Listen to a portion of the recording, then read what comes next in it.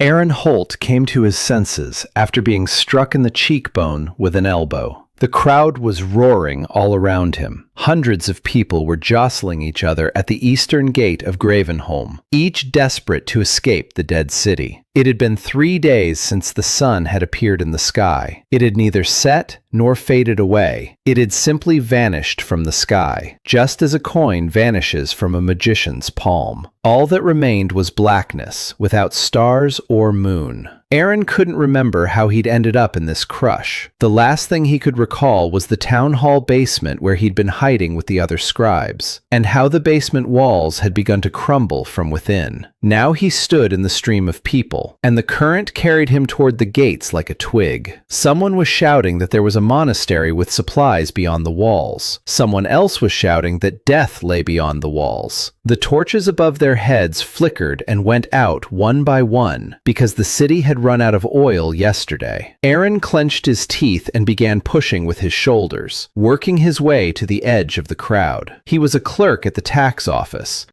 23 years old, skinny arms, and a sharp memory for numbers. In his former life, everyone who felt like it had pushed him around, and he'd grown accustomed to giving way. Now there was nowhere left to yield. He stumbled out of the crush to the wall of the gate tower and fell to his knees next to an old man lying there. The old man had been trampled. His chest was crushed, and his breath came out in wheezes. Aaron recognized him. It was Joachim Wetter, the city lamplighter who had lit the street lamps for 40 years, and whom the boys teased by calling him Firefly. The old man clung to Aaron's sleeve with a strength unusual for someone on the verge of death. He whispered that he had been carrying it to the people, but hadn't made it. He whispered that it didn't burn for just one person. He opened his other hand, and Aaron saw the lamp. A small copper lamp, about the size of a fist, without oil or a wick. Inside the glass bulb floated a spark the color of dawn, so dim that it could be covered with a finger. The old man said that the lamp didn't run on oil. He said that the lamp fed on the gratitude of those who found salvation near it.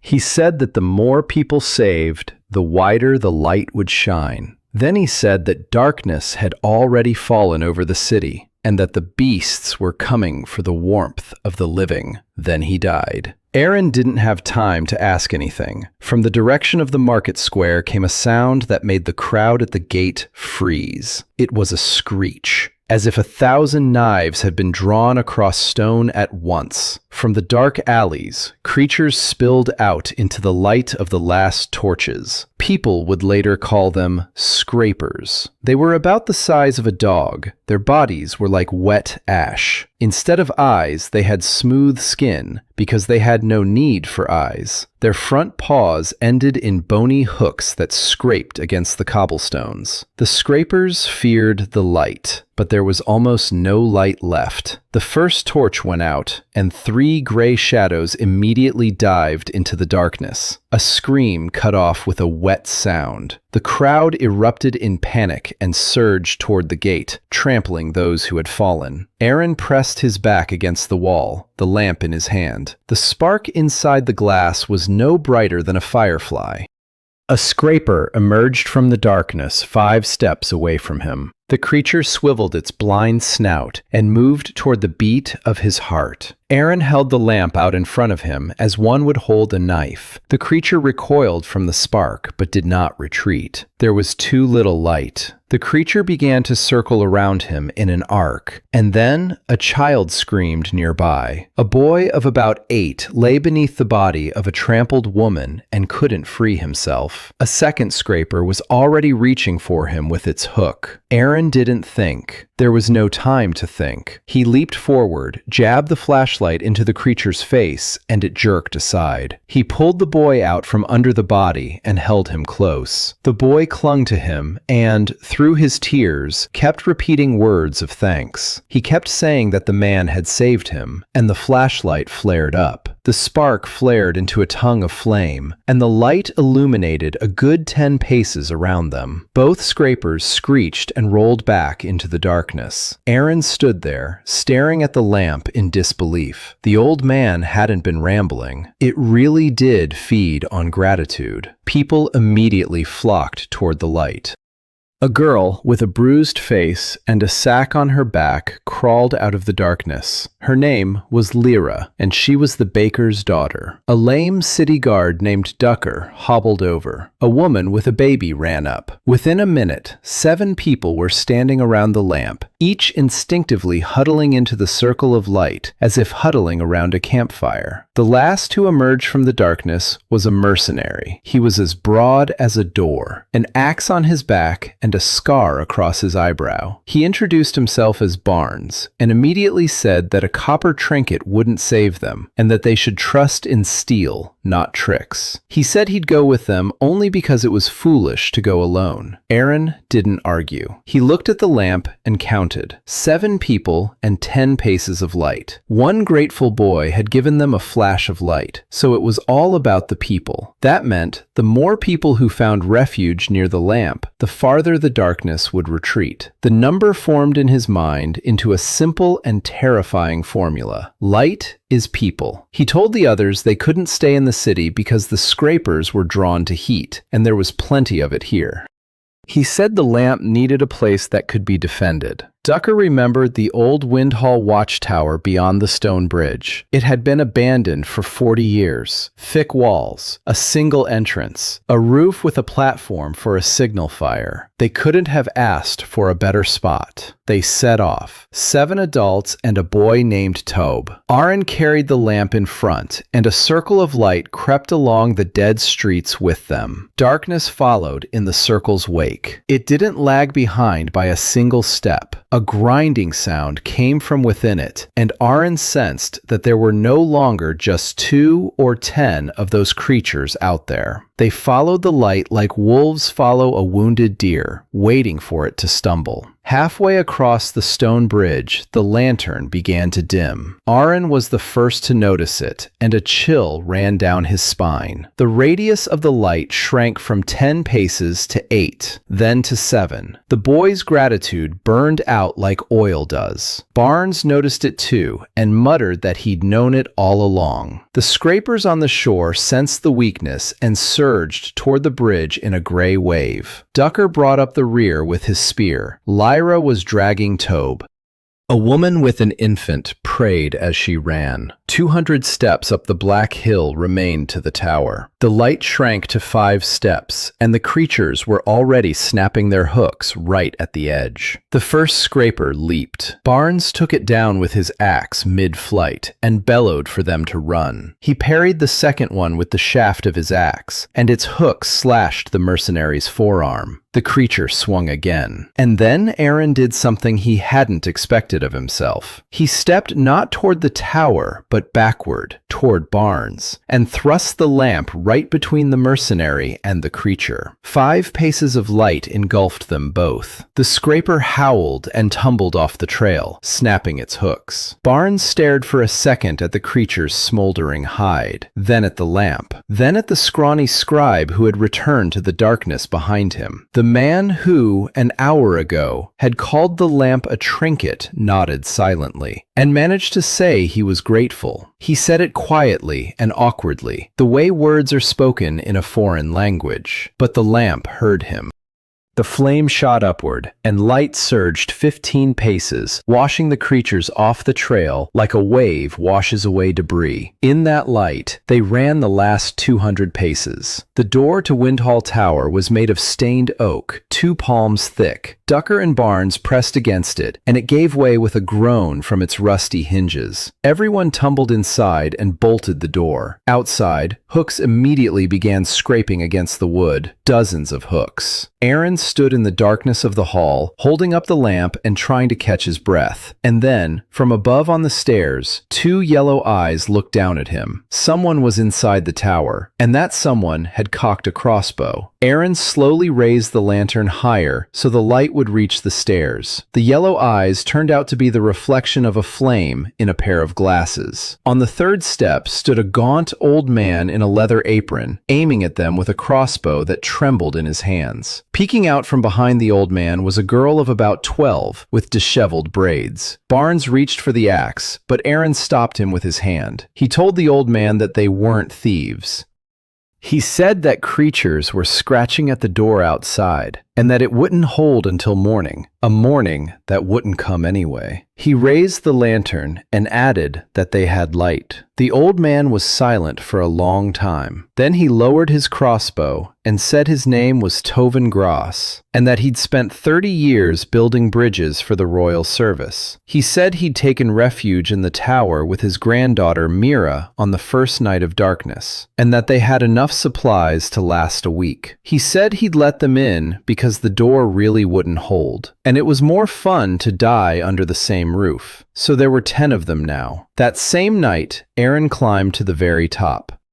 The spiral staircase had 120 steps and led him to an open platform where 40 years ago signal fires had been lit. The wind here was black and cold. 300 paces below, darkness lay all around, and gray dots moved within it. Aaron placed the lamp in the old iron bowl used for the signal fire, and then something happened that he hadn't expected. The copper clinked against the iron, and the lamp flared twice as bright, as if it recognized the place. Light poured down from the tower in an even dome, covering the courtyard and the foot of the hill 20 paces from the walls. The screechers at the door shrieked and retreated into the darkness. Tovin, who had climbed up after him, took off his glasses and wiped them. He said that the bowl stood on an old beacon stone, and that such stones were placed on all watchtowers so that the fire could be seen from farther away. He said that the stone amplified the light, just as a megaphone amplifies a voice. Aaron stared at the dome of light, and numbers clicked in his head again. 10 people and 20 paces of the dome. The formula worked here, too. In the morning, which they timed using Tovin's watch since there was no longer a sky, Aaron gathered everyone in the hall and told them the truth. He said that the lamp thrives on gratitude, and that every new person who finds refuge here makes the light shine wider. He said that the light is like walls that cannot be pierced by claws, and that's why the tower would welcome anyone who came in peace. Barnes grimaced and asked how they would feed everyone who came. Aaron replied that a hungry person outside the circle of light is a dead person, and a dead person doesn't give thanks. He said they would find food because the city was full of abandoned pantries, but they wouldn't find a second lamp anywhere. Tovin unexpectedly backed him up. The old engineer said that a wall of light was better than a wall of stone because it couldn't be undermined. Work began that very hour and proceeded, as all long projects do, in fits and starts. On the first day, Tovin and Ducker removed the gate from a neighboring burned-down barn and used it to reinforce the tower's door.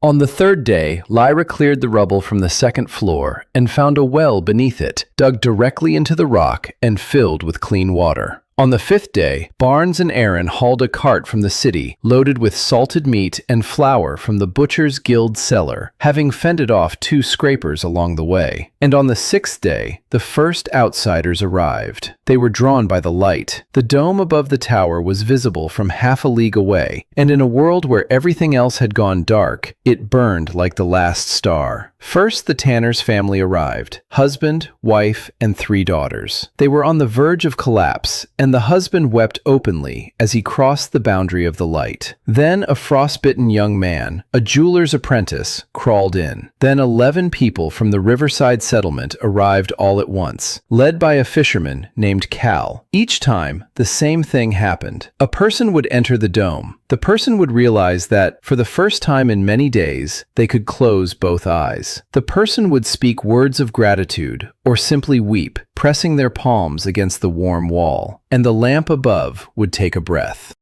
By the end of the second week, 46 people were living in the tower, and the dome of light now covered the entire hill, extending 60 paces from the walls. But it wasn't just the light that had changed. The tower itself had changed. Tovin was the first to notice. He was measuring the crack in the north wall to set up a prop and discovered that the crack had closed up. The stone had fused together just as bone fuses. The old man measured it 3 times and came to Aaron as white as flour. He said the stone was warm. He said the mortar in the joints was fresh, even though it was 40 years old. He said the tower was growing and that the upper platform had widened by 2 cubits, and he was ready to swear to it with his ruler. Aaron went upstairs and saw for himself. Where the platform had been 20 paces wide, it was now 24. The bowl holding the lamp had become so ingrained in the beacon stone that the two were inseparable. The lamp was no longer just an object. It had become the heart, and the tower, the body. And the body grew along with the number of those saved. The nights, however, hadn't gone anywhere. Every 24 hours, at the hour that Tovin, by his watch, called midnight, the darkness around the dome thickened, and the scrapers launched their assault. They had learned their lesson. They no longer ventured into the light one by one. They rolled in like a wave from 3 sides at once, checking to see if the dome had sagged anywhere. Duker assembled a guard detail from the men, and they met the creatures at the edge of the light with spears, while the dome scorched their hides. After each night they had fought off, the people gathered at the foot of the tower, and Calais the fisherman struck up a song of thanksgiving, the one they sang in his village after a storm. 40 voices joined in, and each time the light advanced a step or 2. During these songs, Barnes stood apart and said nothing, but Aaron could see that the mercenary was no longer smirking. On the 17th day of darkness, what Aaron had already begun to suspect himself came to pass. It was not refugees who emerged at the edge of the light. 12 men emerged, clad in fine armor, carrying torches of flammable resin and crossbows. Their leader was a tall man with a wolfish grin and a silver earring.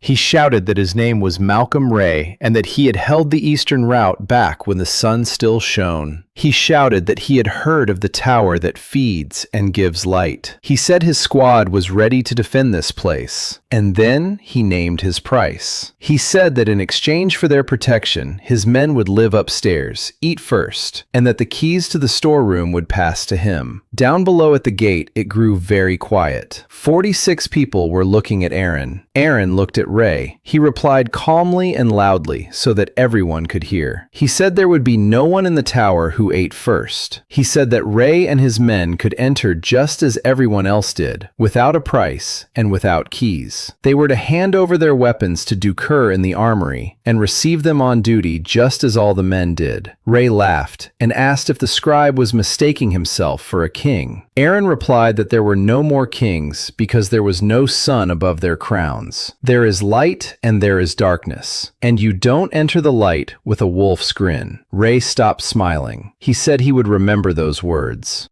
Then he turned his squad around, and the darkness swallowed their torches one by one. Barnes stood next to Aaron and, watching them go, said that now the tower had an enemy of flesh, and that flesh was more terrifying than the scrapers, because at least the scrapers don't know how to wait. That same night, the creatures came later than usual, and amid the familiar screeching, the guards heard a new sound for the first time down below the hill, heavy and steady, as if something the size of a house were breathing in the darkness. The entire Night Watch listened to the heavy breathing from the darkness. Ducker sent for Aaron, and he climbed onto the wall of the annex that Tovin had finished 3 days earlier. The dome of light stood steady. That night, the scrapers were staying surprisingly far from the edge, and that was what frightened them most of all, because the creatures that had been crawling toward the light every midnight for 3 weeks were now waiting for something. Down below the hill, in the darkness, there was a steady rumbling. Then the sound drifted northward and faded away. No one slept a wink until morning.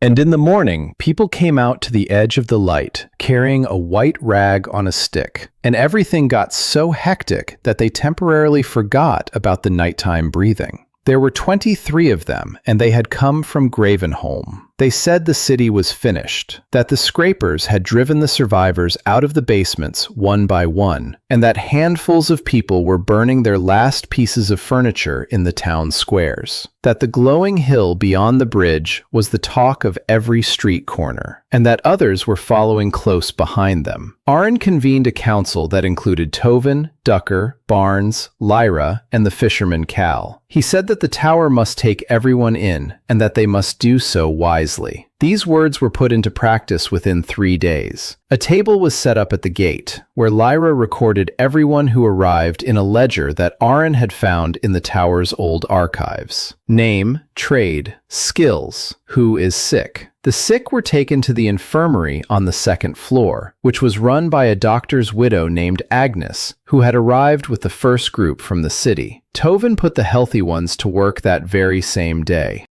And so the flow began. Aron later recalled snippets of those weeks as flashes. Here came 30 people from the southern outskirts, and among them was a mason with a full toolbox, and Tovin embraced that box as if it were his own son. Then Lyra and the women set up a bakery on the lower level, and for the first time since the sun had disappeared, the scent of bread wafted over the hill, and grown men stopped in the middle of the courtyard and stood with their eyes closed. Then Duker was drilling 36 recruits with spears on the parade ground, cursing them for holding formation like drunken geese. And here was a result that no one would have believed a month ago. By the 40th day of darkness, 280 people were living in the tower and its outbuildings.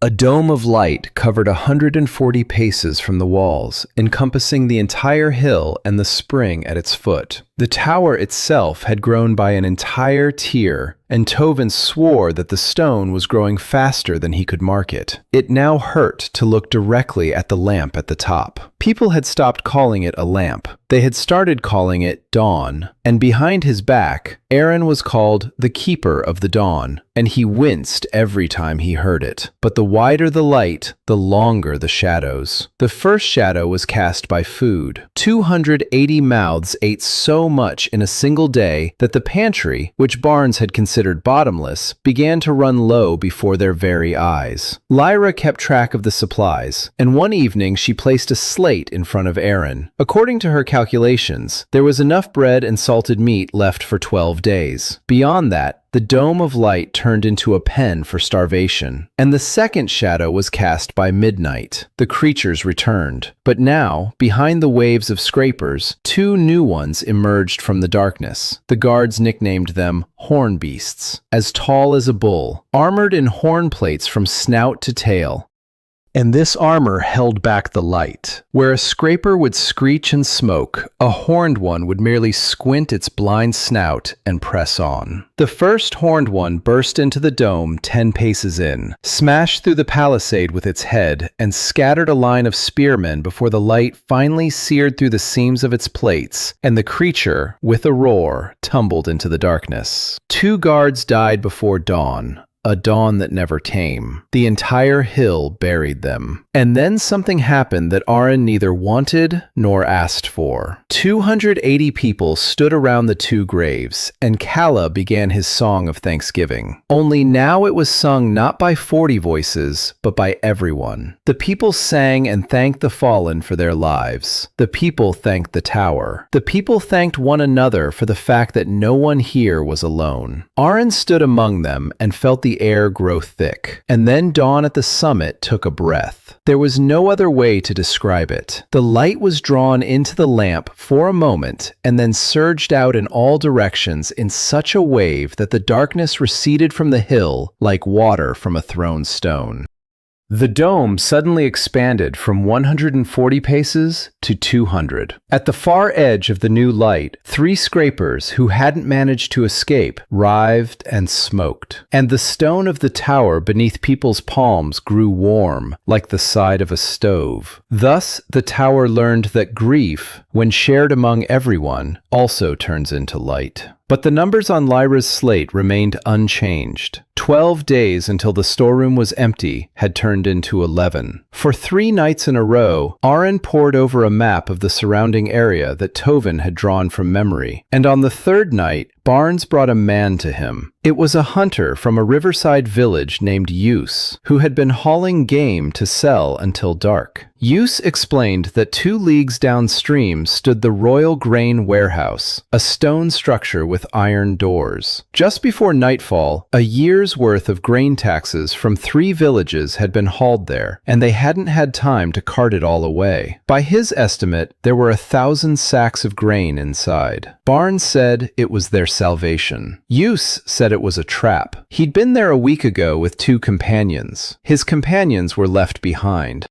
He said the granary's iron doors had been pried open and flung outward like the lid of a can, that a chill was coming from inside, and that something was living among the sacks in the darkness. Something big. He'd heard it breathing, heavy and steady. Arin and Barnes exchanged glances. Both remembered the sound from beneath the hill. The council met that very night and was divided. Ducker said that venturing into the nest was madness, and that they should search the villages for food. Lyra replied that the villages had been stripped bare before we arrived, and that her people didn't know how to wait. Tovin remained silent, sketching. Then he said that without grain, the tower would die in 11 days for sure, whereas in the warehouse, death was only a possibility. The engineer always chose the smaller number. Barnes said he'd go first, and that he was tired of waiting for the darkness to come for him on its own. The decision fell to Arin, and Arin already knew what he would say. He climbed to the top toward the dawn and stood there for a long time, staring at the flame. He couldn't go into the darkness empty-handed.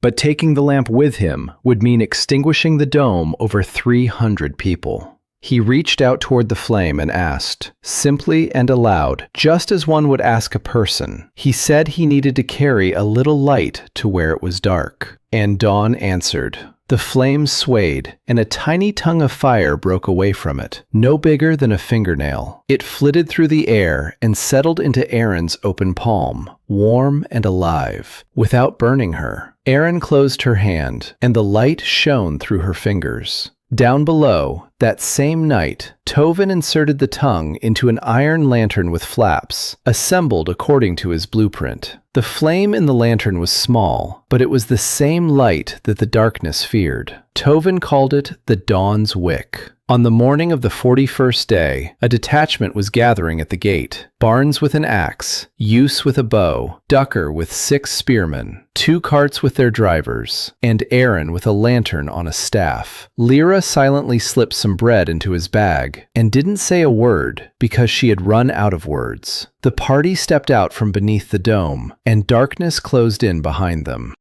And from the watchtower, Myra, Tovin's granddaughter, watched them go. She was the only one who noticed that far to the north, in the darkness, red lights flared up and went out for a single brief moment. Many red lights. The darkness beyond the dome turned out to be thicker than Arin remembered it. The wick in the lantern cast a circle of light about 6 paces wide, and the squad marched within that circle, packed as tightly as fish in a barrel. The carts creaked. Use led them along the river on a deserted road, past abandoned carts and bloated cow carcasses that the scrapers, for some reason, had left untouched. Use said that the creatures don't eat the dead. He said they needed warmth and fear, and the dead had neither. Twice, the scrapers approached the circle of light from the darkness. They clacked their hooks at the edge. They sniffed the light with their snouts and retreated. The wick held. After 3 hours of walking, Use raised his fist, and the squad came to a halt. Ahead, a massive block of the grain warehouse loomed out of the darkness, a stone cube with buttresses. The iron doors had indeed been torn outward and hung on twisted hinges like petals.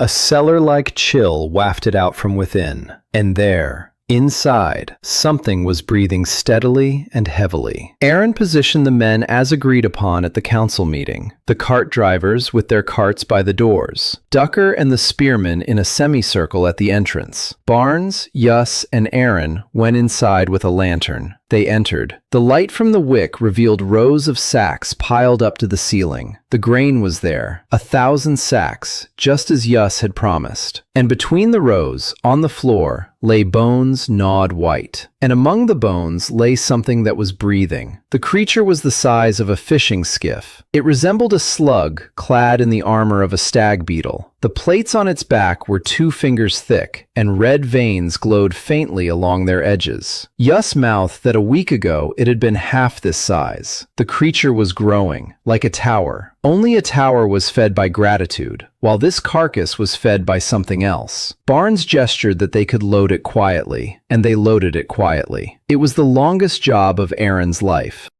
A chain of people passed the sacks to the carts, past the sleeping mountain, while he stood between the chain and the creature with a lantern, watching the red veins quiver in its sleep. 100 sacks, 200. On the 300, a cart driver named Hans stumbled, and a sack thudded against a rock. The veins on the creature's shell flared up. The creature opened its eyes. It had 6 of them. After that, everything blurred. The creature roared so loudly that dust rained down from the ceiling, and it lunged toward the chain of people. Aaron leaped in its path and flung the lantern's shutters wide open. The light struck the creature squarely in the face. Such a blow would have sent a scraper howling to the ground. This one merely shook its head, and the light slid off its plates like water on grease. The red veins flared, and Aaron realized with horror what it fed on. The veins glowed brighter with every beat of his own pounding heart. The creature was drinking fear. The light of dawn grew from gratitude, while this darkness grew from the terror of the living. The 2 forces were mirrors of each other.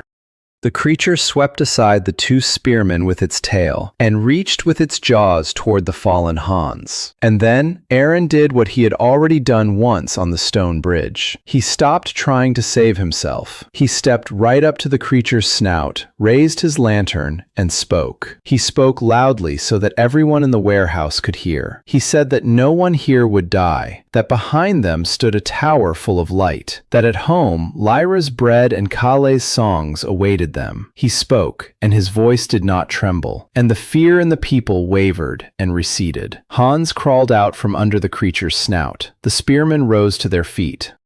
Barnes bellowed at the top of his lungs that the scribe was right, and that he was personally grateful to this beast for awakening the rage within him. Someone laughed nervously, and the red streaks faded. The beast darted its 6 eyes about, not understanding where its food had gone, and the wick in Arena's lantern flared with renewed intensity, because at that very moment, the 10 people in the warehouse were grateful to the gaunt man with the staff for not giving up. The light reached the joints between the plates. The creature roared, now in pain. Barnes drove the axe into the gap that had opened in its throat, right up to the butt. Ducker and the spearmen struck from the flanks, where the seams of the armor were smoking. The creature thrashed about for a long time and knocked down the corner of the sack rack with its tail. Then it fell silent. In the ensuing stillness, all that could be heard was the breathing of the men and the crackling of the wick. There were no casualties. Hans had a broken arm, and 1 spearman had broken ribs. Agnes will heal them. They loaded the carts until the axles creaked. 400 sacks on the first trip, and the warehouse was still half full.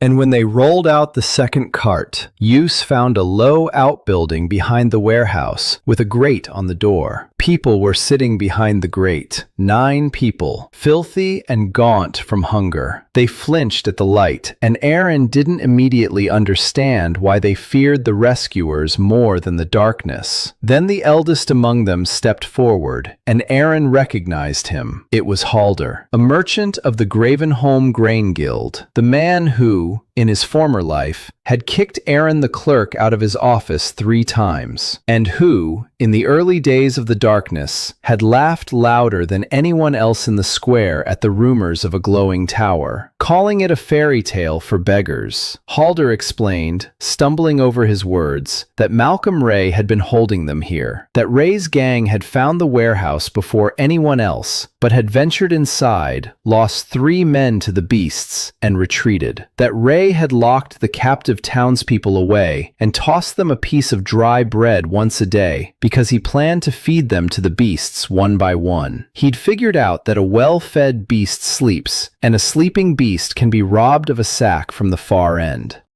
To Ray, the people were the key to the storeroom. Ducker cursed so fiercely that Use turned red. Aaron silently removed the grate. He told Halder that there was room for all 9 of them in the tower. Halder looked at him, and recognition slowly began to show on his face through the grime. The merchant who had laughed at a fairy tale for beggars now knelt before that very fairy tale in his own disgrace, unable to rise. Aaron lifted him up himself. The return journey with the loaded carts took 5 hours, and halfway there they were overtaken. An arrow flew out of the darkness into the circle of the wick's light and lodged itself in the sack by Aaron's head. Then Malcolm Ray's voice rang out from the hill to the right. Ray did not show himself. He shouted from the darkness that the scribe had stolen his grain and his livestock, meaning the people. He shouted that from this moment on, the tower was under siege, that his detachment would block all roads to the hill, and that every refugee heading toward the light would either end up with him or be killed. He shouted that darkness was more just than light, because in the dark, everyone is equal.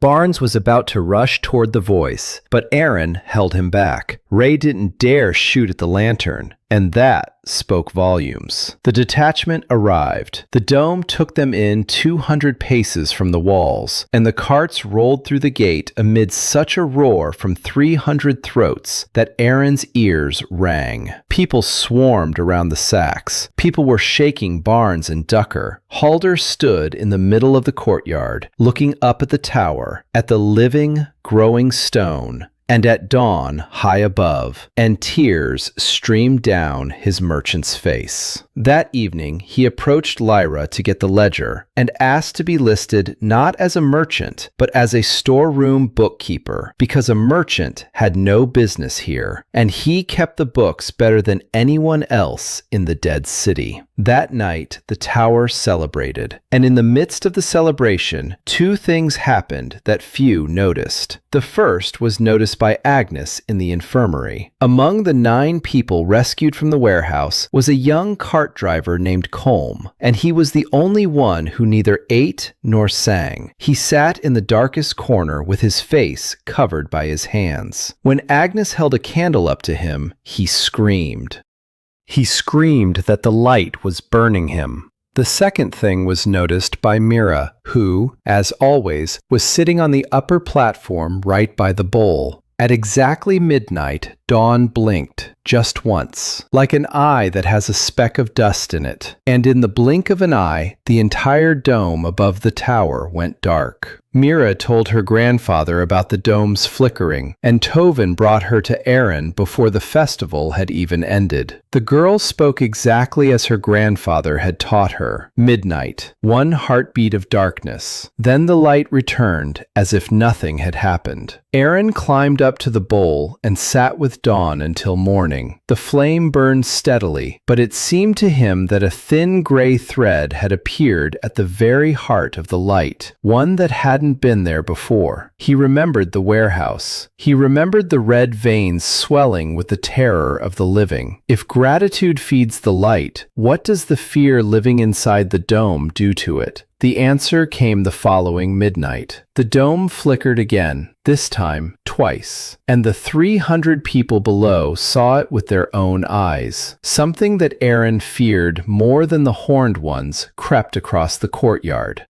A whisper spread. People whispered that the light was tired, that the keeper was hiding something, that the grain in the warehouse was cursed. By morning, Halder brought Aaron the figures for his new position and spoke plainly, in the manner of a merchant. He said that fear is a curse that devours any merchandise, and that if the light feeds on people, then it can only be extinguished by people. He said they shouldn't look for a crack in the lamp, but for a crack in one of the 300. They searched quietly. Agnes combed through the infirmary. Lyra pulled out the warehouse ledger and cross-checked everyone who had come in over the past week, and they both settled on the same name, Colm. The warehouse porter, who had been shouting that the light was burning out, who hadn't eaten a single bite in the 4 days he'd been in the tower, who had moved down to sleep in the basement by the well, at the very bottom, where the dome's light reached the weakest. Aaron went down to him himself, without a guard, just with a wick in a covered lantern. Colm was sitting in a corner of the basement, hugging his knees, and in the darkness, his eyes glowed red like the veins of that creature.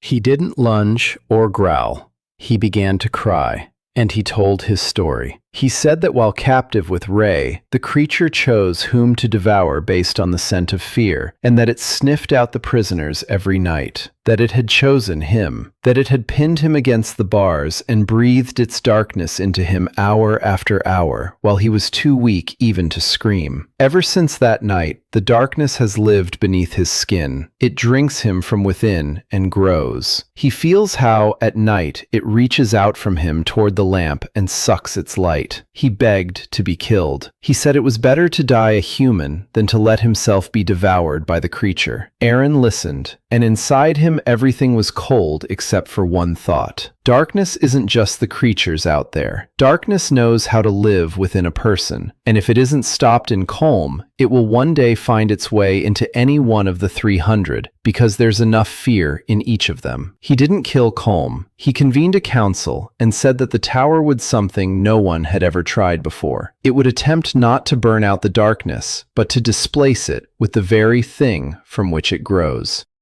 Ducker was against it and demanded expulsion. Agnes was against it and said that the curse could not be cured. Barnes remained silent, then said that the scribe had already been right twice where Steele had been wrong, and that he wanted to see if he'd be right a third time. Tovin simply asked what needed to be built. A circle needed to be built. On the upper platform, right by the basin, Tovin and a stonemason spent the day laying out a ring of beacon stone taken from the old signal tower by the river. At midnight, Colma was carried upstairs. He walked on his own. He was shaking, and with every step toward the light, the skin on his hands smoldered gray. But he walked on, and Aaron walked beside him, holding his shoulder. Colma was placed inside the ring, 3 steps away from dawn, and all around, on the platform, on the stairs, and in the courtyard below, the entire tower stood, 300 people. And Aaron told them why they were there. He said that this man had shielded the others in captivity because the creature had chosen the youngest, and Colm had stepped between it and the young apprentice cook 3 times until the darkness took him as well. That's what Halder had said, and it was true. Aaron said that the darkness had taken Colm because he was brave, not because he was weak. And he asked everyone who was listening to thank this man for the fact that people know how to shield others with their own bodies. The first to say thank you was the young cook whom Colm had shielded. The boy's voice trembled, and he could barely be heard. Then Halder, then the 8 others from the warehouse, then Barnes. Then the voices merged and rolled down the stairs into the courtyard like a wave, returning upstairs as a roar. And dawn struck. The light gathered into a pillar and fell into the stone ring like a hammer on an anvil. Colm screamed. A gray mist poured from his mouth and eyes, and it churned and twisted within the pillar of light, melting in layers as ice would melt in boiling water. This lasted 100 heartbeats. Then the pillar went out, and a man was kneeling inside the ring. Just a man. Thin and wet. His eyes were an ordinary brown, and he stared at his palms, unable to believe what he saw. Darkness had been driven from the living for the first time since the sun's disappearance. What happened next, not even Tovin, with all his numbers, could have described. The 300 people who had witnessed the miracle burst with a gratitude the tower had never before experienced. And the tower did not even draw a breath. The tower took a sip from which legends are born. The stone beneath their feet hummed. The walls rose before their very eyes, and the people on the staircases clung to the railings. In the time it takes to say a prayer, the Windhall Tower grew by an entire tier, and at its summit, 4 stone petals unfurled from living stone, the bowl of dawn like the palms of a hand. The dome of light burst outward. 200 paces, 300, 500. The light spilled across the river, flooding the stone bridge and the far bank, and instantly scorched the screeching nests of the scrapers along the entire shore. When everything settled, the dome stood 600 paces high, and beneath it lay the hill, the river, the bridge, and half the road to Gravenholm. People wept, embraced one another, and touched the warm stone. Colm ate bread while sitting by the bowl, and Agnes kept her eyes fixed on him and shook her head. But Arryn stood on the new upper platform among the stone petals, looking north, and he was not rejoicing. Because to the north, beyond the edge of his new light, he saw the darkness's response. There, in the gloom, lights were burning, red, steady, not torches, nor the eyes of beasts. They stood in a chain across the entire horizon at equal distances from one another, just as streetlights line the royal highway. And the chain was slowly moving toward the tower. Barnes climbed up, stood beside him, and gazed in silence for a long time. Then he said that it wasn't Ray. Ray has a dozen pitch torches, but here there are hundreds of lights, and they're all burning red, like the veins of that creature from the warehouse. Tovin raised his spyglass, and the old man's hand trembled. He said he could see people. People in gray robes carried lanterns on poles, their red flames flickering. And behind the chain of people, mountains moved in the darkness. Horned beasts. Dozens of horned beasts walking in teams like oxen. The darkness had stopped sending beasts. The darkness had found people for itself and lined them up in a column, and the column marched toward the last light on Earth. Aaron looked at the red chain and counted, out of an old scribal habit. There were 312 lights, exactly the number of the tower's inhabitants for this evening, as recorded in Lyra's ledger. And he did not yet know whether this was a coincidence or a message, but he already knew one thing. Whoever is leading this column can count just as well as he can.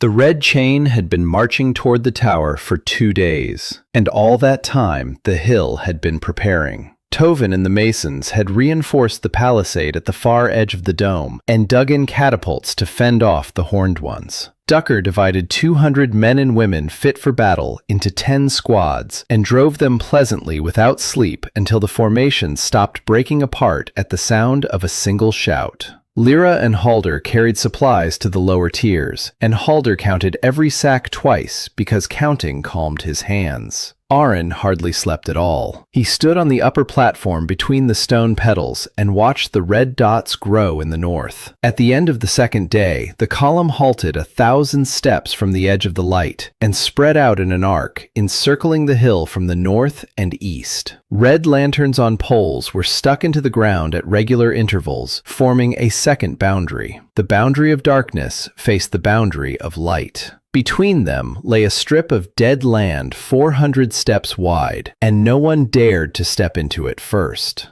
And at midnight, a single man emerged from the red arc toward the dome.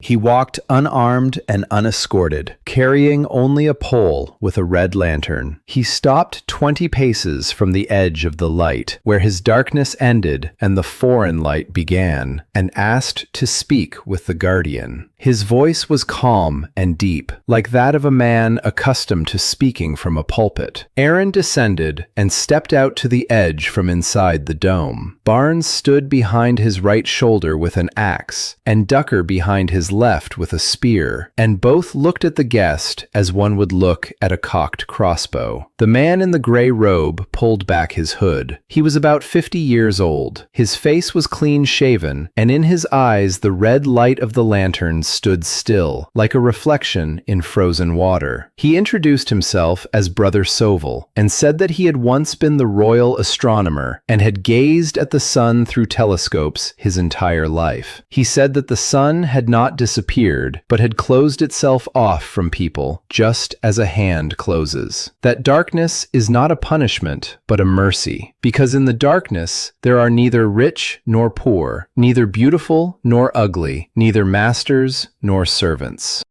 He said that his flock is called the Twilight Communion, and that the red flame in their lanterns is a tamed fear that no longer torment a person if that person has surrendered it willingly. He spoke, and his voice flowed smoothly and warmly, and Aaron saw the faces of some of the people behind the palisade relax. Soval offered peace. He said that the tower could stand and shine for as long as it pleased. He asked for only one thing: to open the gates for the sermon, to allow his brothers to enter and speak with the people of the tower, and let each one choose for themselves between light and twilight. He said that bondage is worse than darkness, and that if the guardian believes in his own lamp, then what does he have to fear from the words of strangers? It was a trap, and Aaron saw right through it. A sermon of fear inside the dome is poison in a well. The dome was already flickering from a single infected person, and Soval was suggesting they let the infection in through the main entrance. But refusal was a trap too. Say no, and Soval would tell his own people and outsiders that the keeper kept people caged in and was afraid of honest words. Aaron was silent for a long time.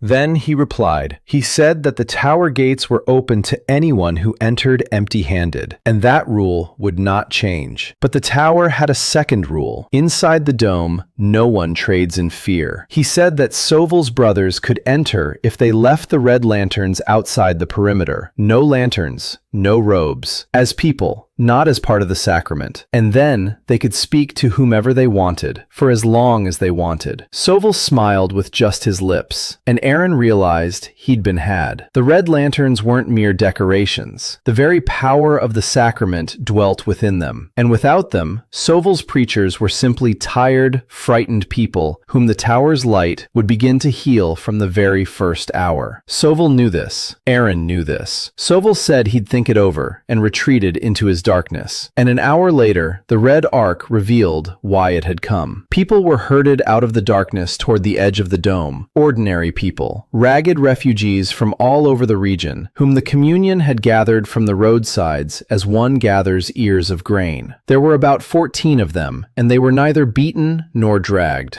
Behind them simply walked brothers carrying red lanterns and oxen in harness, and the people walked toward the light of their own accord. And at the very edge, the refugees stopped, and Aaron saw why. Around each of their necks hung a small red lantern, about the size of an apple. The Soval stepped forward and explained in a loud voice so that the entire tower could hear. He said he was letting these people go toward the light. Go, he would say, and they would enter. But the lanterns would remain on them because if a person removed their lantern, they would die from their own fear, which would surge back in. He said that the guardian could, of course, refuse to let them in, and then they would die in the darkness before the tower's very eyes. Or perhaps he might let them through, and then 40 red lights would live inside the dome and suck its light from within, drop by drop. He bowed and added that choice is the only thing darkness always leaves a person, and he left. 40 people stood at the edge of the light and remained silent. A woman holding a little girl in her arms. Old people. A teenager with a broken leg leaning on a pole.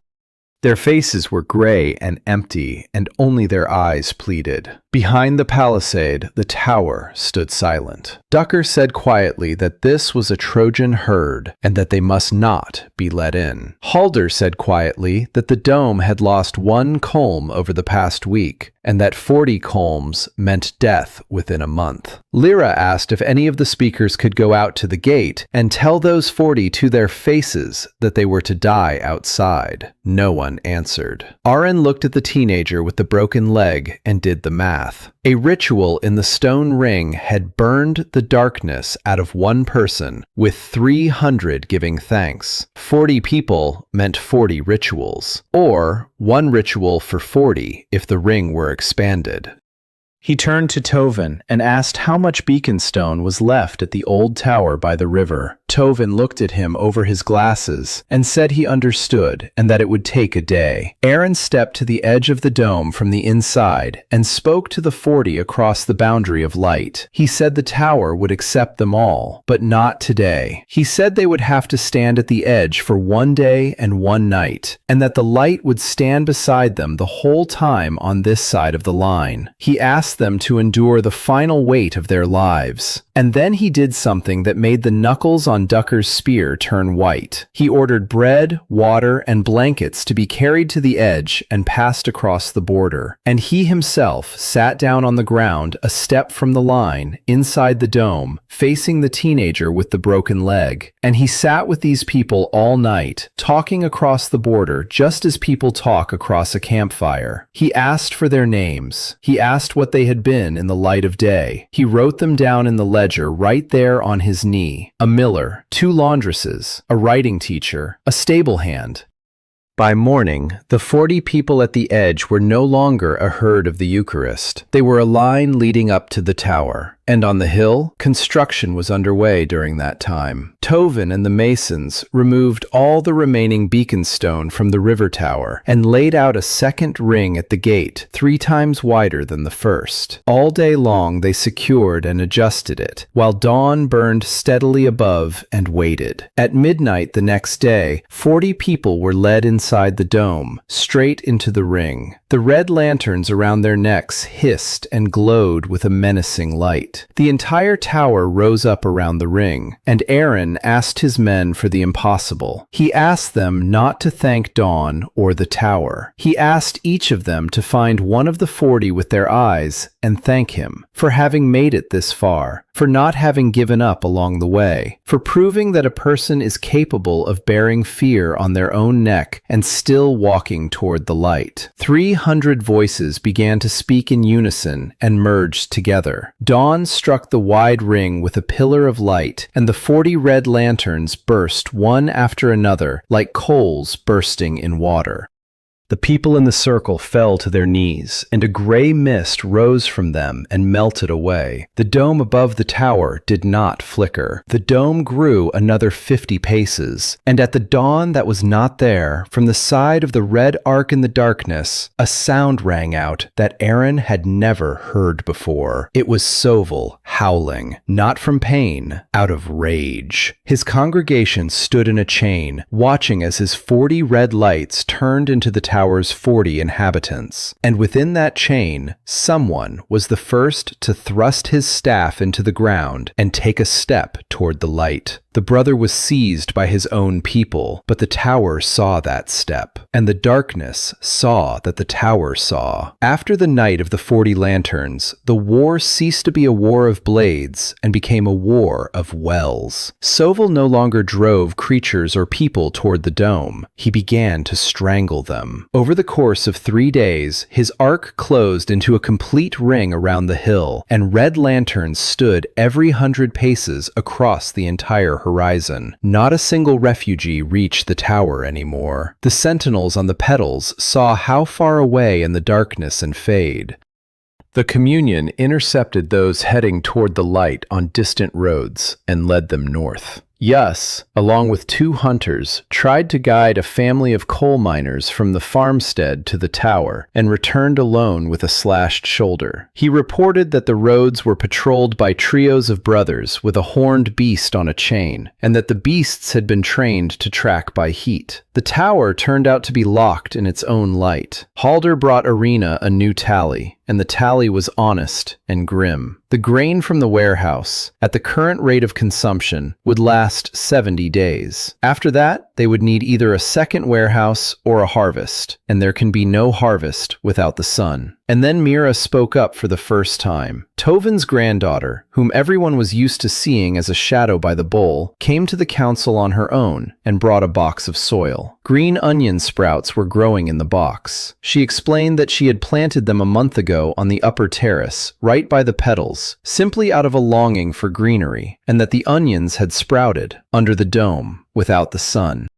Tovin examined the sprouts with trembling hands and said aloud what Aaron had been afraid to even guess. The light of dawn was not merely a light that scorched creatures. It was the light in which the very essence of morning lived. It could make things grow. The council did not sleep that night. By morning, a plan had been born that Halder called madness and Tovin called arithmetic. If the dome grows greenery, then the earth beneath the dome is arable land. 600 paces of the dome covered the old vegetable gardens of the suburbs, the floodplain meadow by the river, and a strip of black soil along the road. The seed grain lay in the storeroom. They had the manpower. They had 70 days, and according to the old miller, of every 40 saved winter rye seeds, 40 would sprout with good sunshine. There was no good sunshine, but there was their own sun. Plowing under the black sky by the light of the dome became a spectacle that drove the sentries on the horizon wild. The first scene of this work was as follows. 40 men with shovels and a single horse were breaking up virgin soil by the river, while Barnes stood above them with an axe on his shoulder like an overseer, though he was digging more than anyone else. Second scene. The miller teaches the townspeople to sow from a basket in a wide fan shape, and half the grain flies into their beards, and Lyra laughs for the first time in a month. Third scene. Smooth black ridges stretch beneath a white dome to the very edge of darkness, and on the ridges stand scarecrows dressed in gray robes taken from a captured brother, and the whole town comes out to watch this and laugh. And then the seedlings sprouted. 12 days later, instead of 40, the fields by the river were veiled in a green haze, and 300 people stood silently along the ridges, and one of the elders wept. The gratitude of that moment was quiet and deep, like water beneath the ice, and dawn did not burst forth from it, but grew warmer, and the dome added warmth, and in the suburbs, for the first time, a wild apple tree blossomed, having decided that spring had come. Soval responded to the apple tree in the only way he knew how, with fear.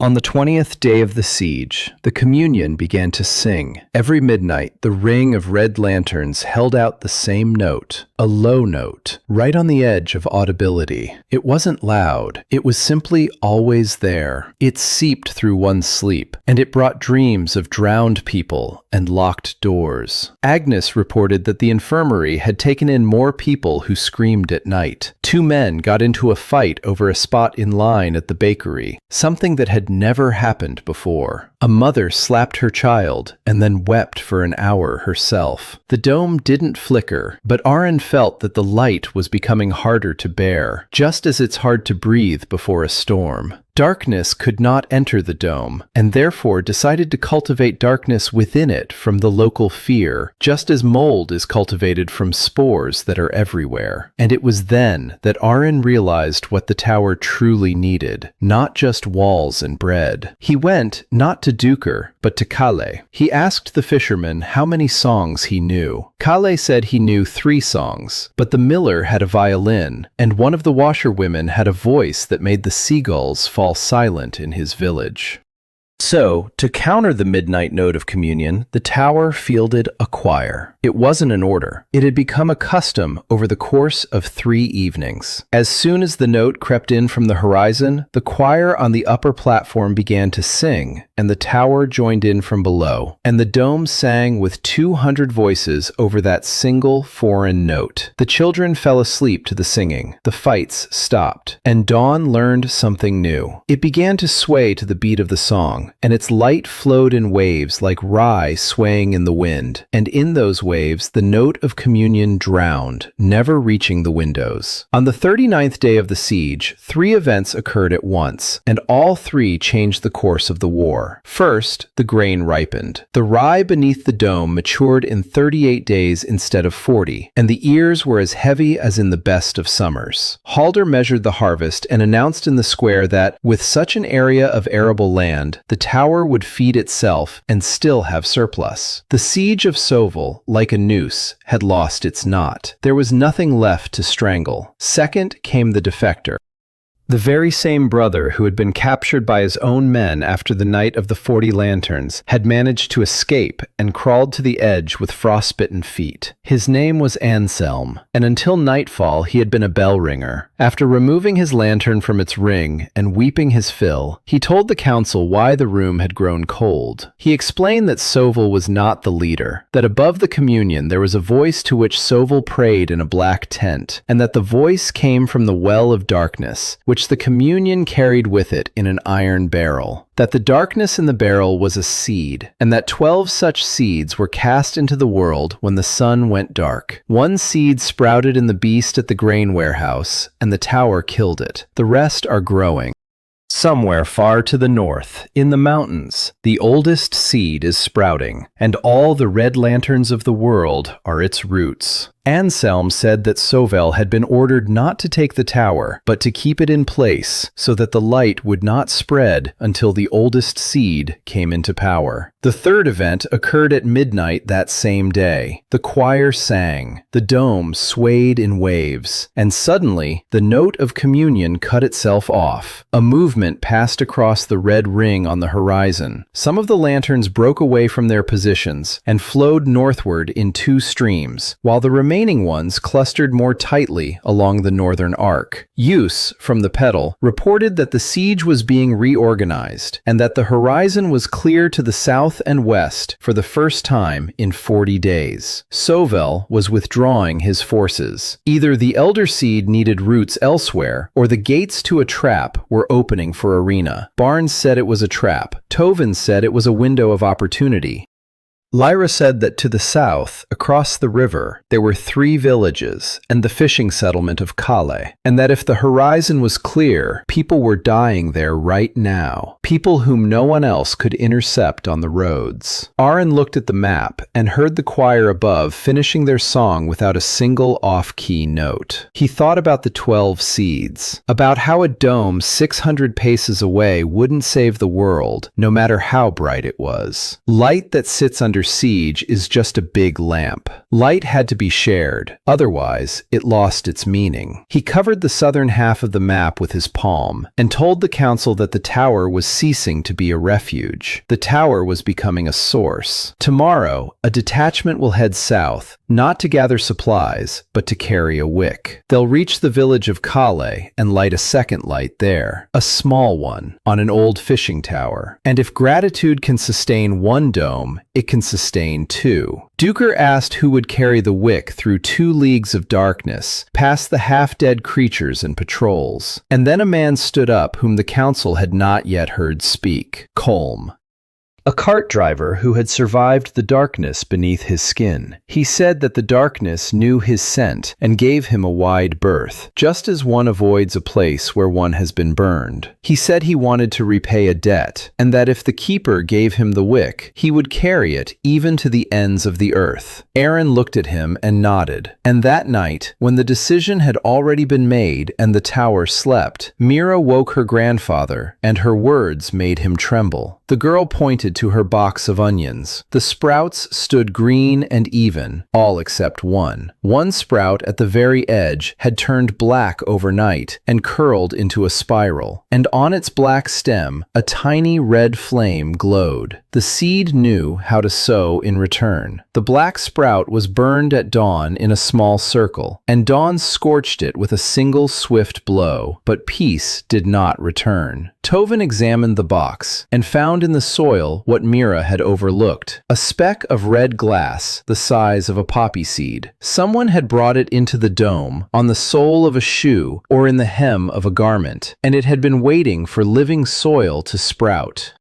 Aaron ordered Agnes and Lyra to quietly search the fields, and within a day, the patrol found 4 more specks in the furrows, right at the very edge. They could have been carried there by a wind that hadn't blown. They could only have been planted by a person who had ventured to the edge of the dome. For the first time, the tower looked at itself from within with suspicion, and that was worse than a siege. Aaron forbade himself from searching for the traitor until the southern detachment returned, because a war on 2 fronts begins with a war within one's own mind. The southern detachment set out at nightfall. Colm carried a lantern with a wick. Callie led the way to his home village. Barnes and 6 spearmen marched with their weapons drawn. Aaron stayed behind. This decision was harder for him than any he'd made before. But Tovin had said something simple. A spring does not flow with a stream. A spring stands still and holds its water. For 2 days there was no word from the detachment, and for those 2 days the dome lived as if clenched into a single fist. Then, at the 3rd midnight, a sentry on the southern pedal shouted so loudly that the entire tower awoke.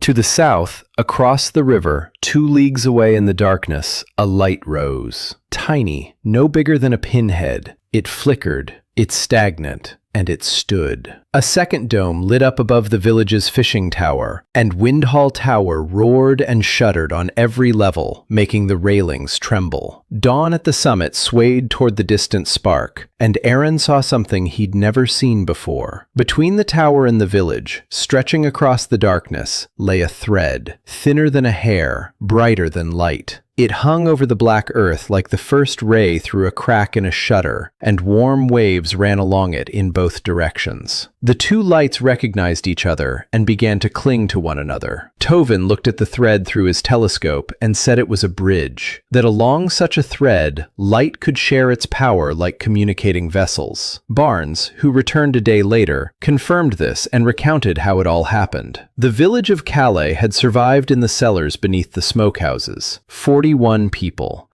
When Colm carried a lantern up to the tower, and Kala told his people that this was the very light from the hill that travelers had been whispering about, the people emerged from the cellars on their knees. The gratitude of the 41 survivors instantly added 30 paces to the dome above the tower. Now the tower had a younger brother, and the darkness had one more hole in its ring. Then came the month that Halder called the Month of the 3 Fires in the ledger, and Tovin called the Month of the Stretch. Here's how it unfolded. Colm and Kala led the first wagon train carrying grain to the settlement and return with smoked fish and salt. Halfway there, they encounter a communion patrol, which retreats without engaging in battle because Barnes's squad is fighting the 3 brothers, and the stag breaks free from its chain and vanishes into the darkness at the mere scent of Colm. A second sortie a week later sets the 3rd fire in the stone mill on the eastern road, where refugees whom the communion had not yet managed to take away were hiding, and 18 people give the mill its small dome, and a second thread stretches from the mill to the tower.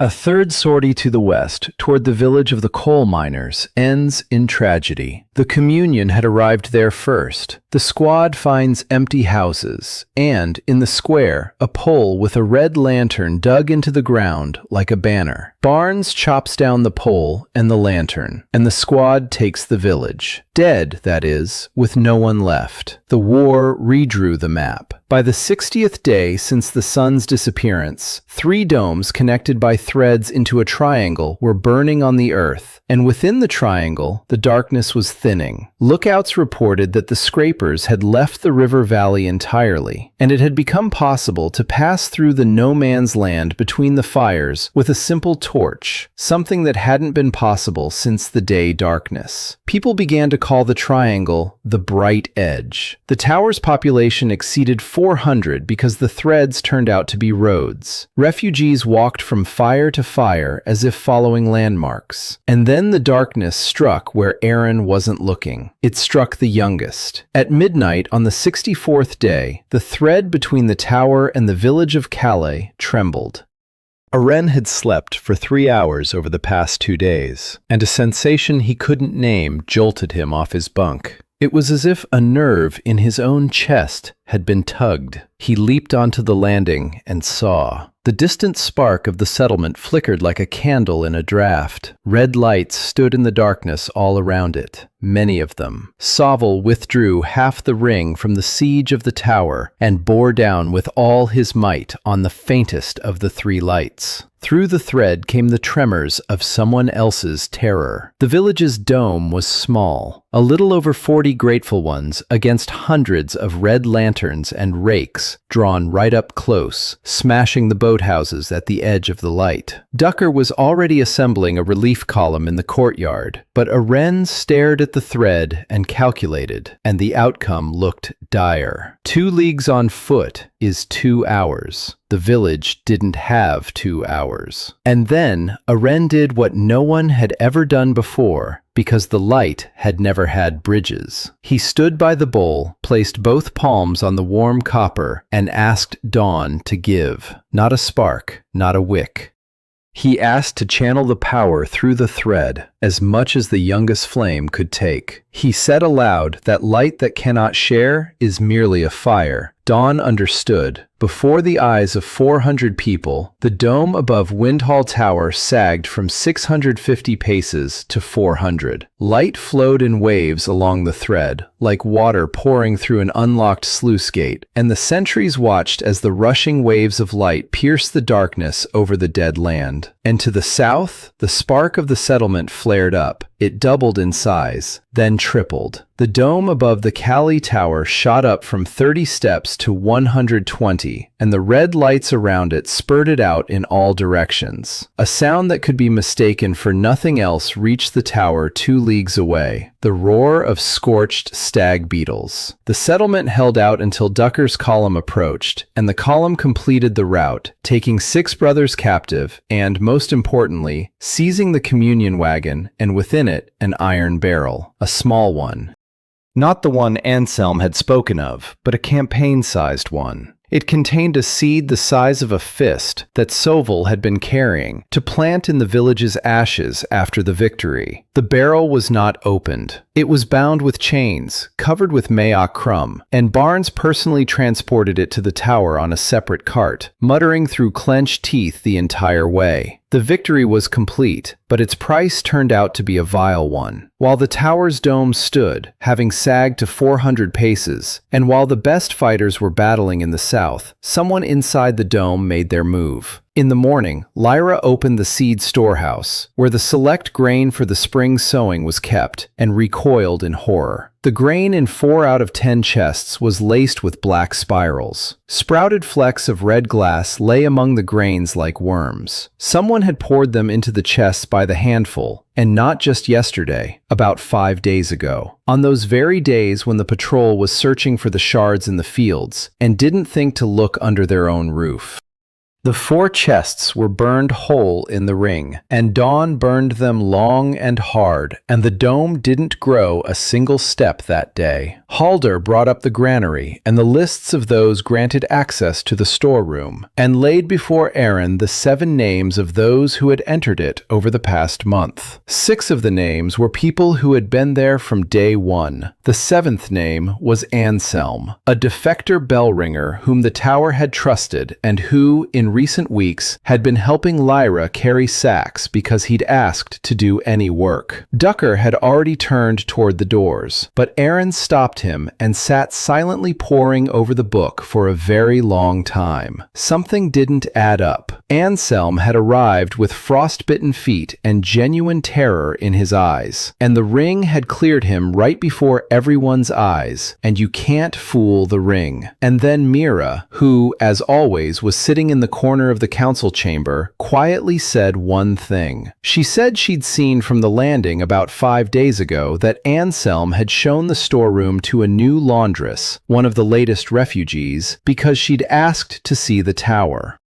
That very same laundress with the beautiful voice whom Kala had put in the choir. the one who stood on the top landing every night, closest of all to the chalice. The laundress's name was Savina, and the three of them went to fetch her quietly, Aron, Duker, and Agnes, because Aron remembered Colm and assumed that the person before them was not an enemy, but another infected person who could be saved by the ring. The evening choir was singing on the top platform. Savina stood in the front row, right by the pedals, and sang, and her voice truly was the best in the tower. Aron stood beside her and asked her to come down with him to the storeroom, ostensibly to count the bags for the choir for tomorrow's harvest festival. Savina turned around. She looked him in the eyes, and she smiled in such a way that Aron understood everything before she even spoke. A steady red light shone in her pupils, just like Soval's. Only with Soval, it was the reflection of a lantern, but here, the lantern was inside her. What happened next took 10 heartbeats. Savina didn't run downstairs. She ran upstairs, toward the chalice. As she ran, she snatched from under the scarf on her chest what she had been carrying close to her heart for months, disguised as a prayer box. A small black glass vial. Duker darted across her path, and she smashed the vial against his shoulder pad. Duker was hurled into the railing in a gray flash. Agnes managed to pull 2 choir girls out of the way, and Savina, in 3 leaps, reached the chalice, raising her palm, stained with blood and the remnants of black glass, above Dawn. And there, Mira met her. The 12-year-old girl who always sat by the bowl, and whom no one had ever considered a guardian, simply held her box of onions out in front of her. Savina slammed her knees into the box at full speed and fell chest first onto the rim of the bowl, right into the light. The scream she let out was not human. Something gray, like what had once poured from Colma, only. And within the gray, something dense with many elbows writhed. The choir scattered in all directions. Aron ran up, grabbed Savina by the shoulders, and did the only thing he could think of. He didn't push her away from the light. He pressed her against it, and he bellowed at the choir to sing.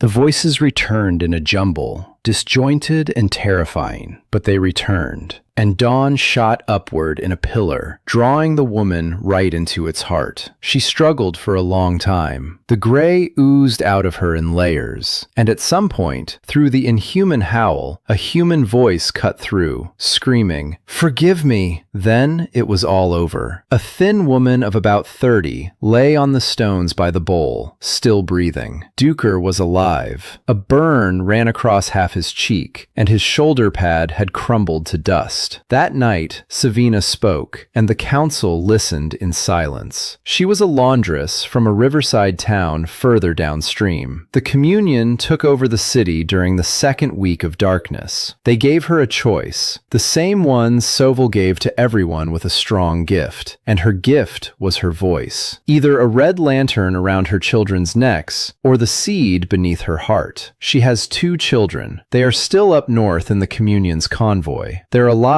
as long as she's useful. The seed beneath her heart listened through her ears and saw through her eyes, and it knew the entire plan for the tower at the very same moment the council did. It was the seed that guided her hand in the storeroom. It was the seed that commanded her to approach the chalice and wait for the day when the dome would collapse. That day came when Aron flooded the village with light. But that night, a choir sang in the square, and she was physically unable to approach the chalice through the singing because the seed within her trembled at every note. The tower was saved by a song that no one had thought of as a weapon. The council pored over its words until morning. It turned out that Soval had been playing both sides from the very beginning. The sieges and assaults were just noise. Savina was the real issue. And it turned out that the latter was more important. The seed feared the choir more than the dome. Light burned the darkness from the outside, while the divided human voice destroyed it from within. Tovin expressed this, as always, in numerical terms. He said that there are two kinds of light, light that stands still and light that resounds, and that the sacrament can shield itself from the first, but not from the second. And then Aaron resolved to do what had been maturing within him since the night of the transfusion.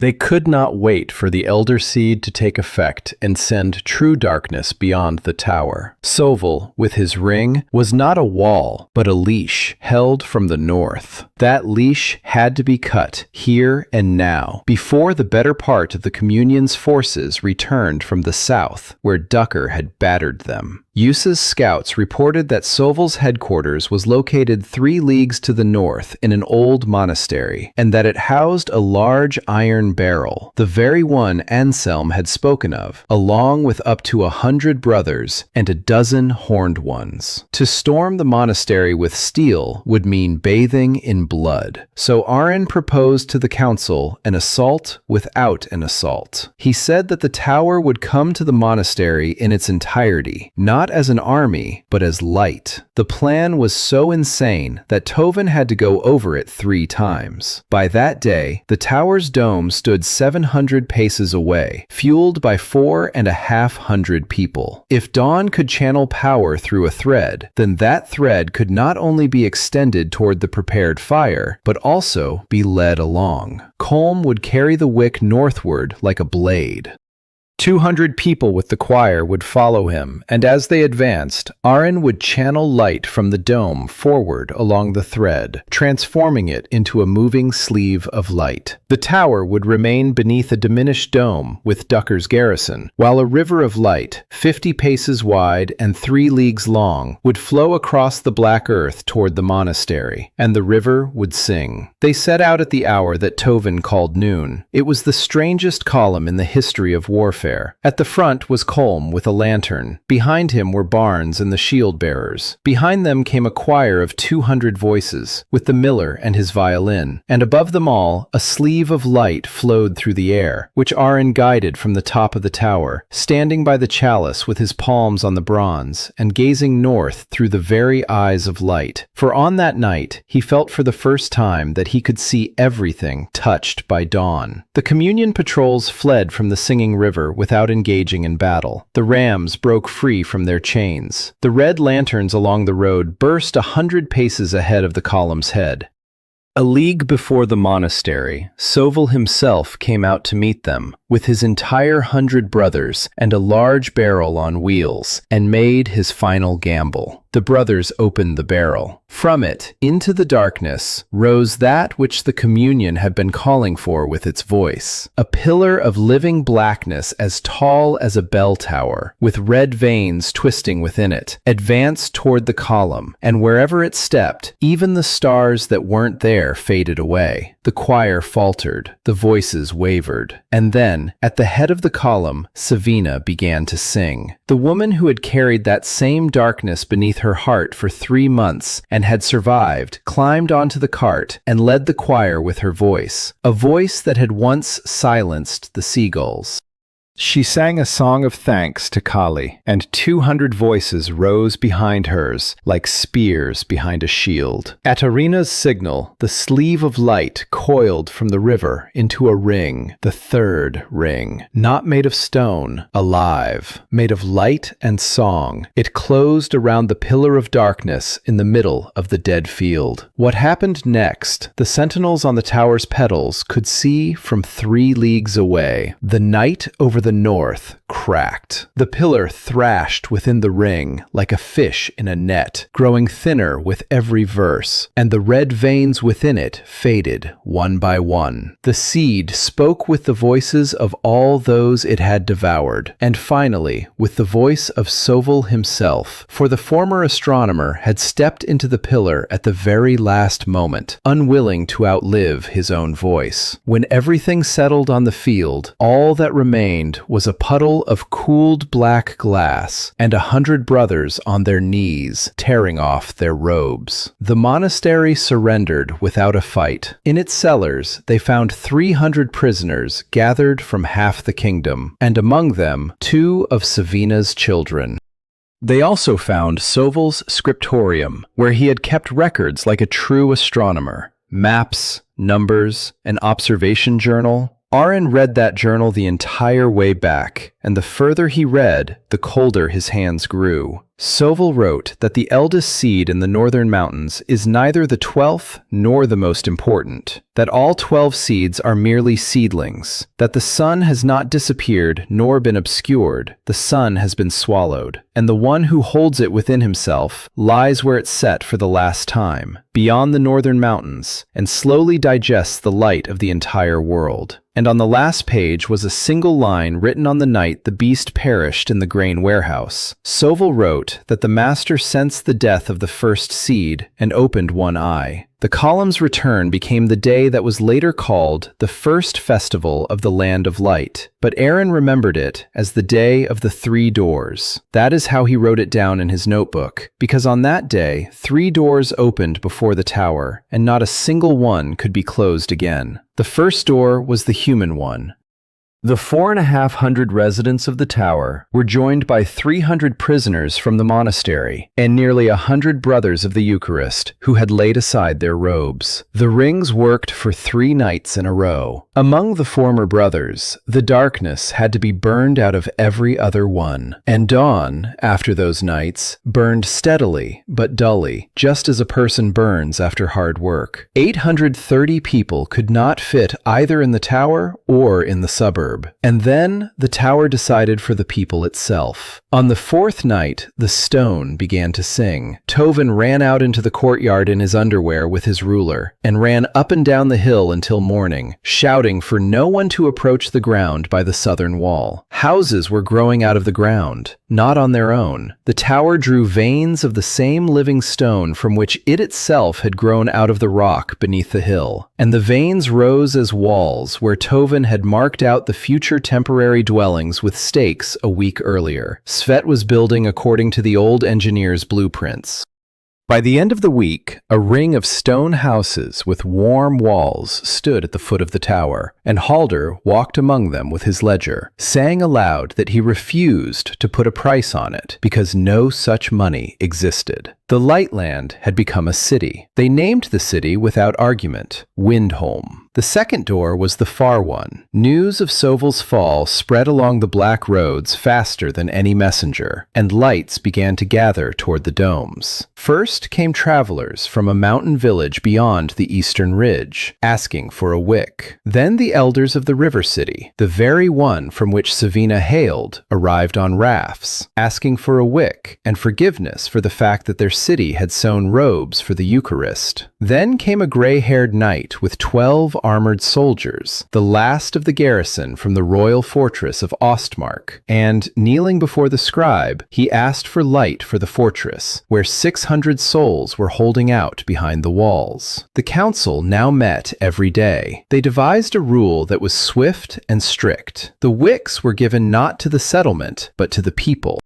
With each wick, one guardian from Aaron's apprentices departed, along with one lead singer from the Savina choir and a small ring of lighthouse stone, and each new fire took its place in the web of threads. A month after the monastery's fall, 9 domes burned on the map of Tovin: the tower, the village of Kali, the mill, the mountain village, the river town, Ostmark. 2 roadside fires along the highway, set up like landmarks. And the 9th, the farthest one, in the harbor on the Sunset Sea, where the wick was carried by ship by a one-eyed skipper who had sworn an oath on the deck of his own vessel. The threads between the fires strengthened into strings. They learned to transmit not only power, but also a message through them. The keeper, standing by the bowl, heard the tremor of a distant dome, just as a voice through a wall. And once a day, Aaron would run his palms over the bowl and listen to the entire network, just as a physician listens to a chest. The darkness between the domes was tearing apart. The scrapers had left the land of light entirely. People plowed beneath the domes, and caravans with simple lanterns traveled between them, and that was enough.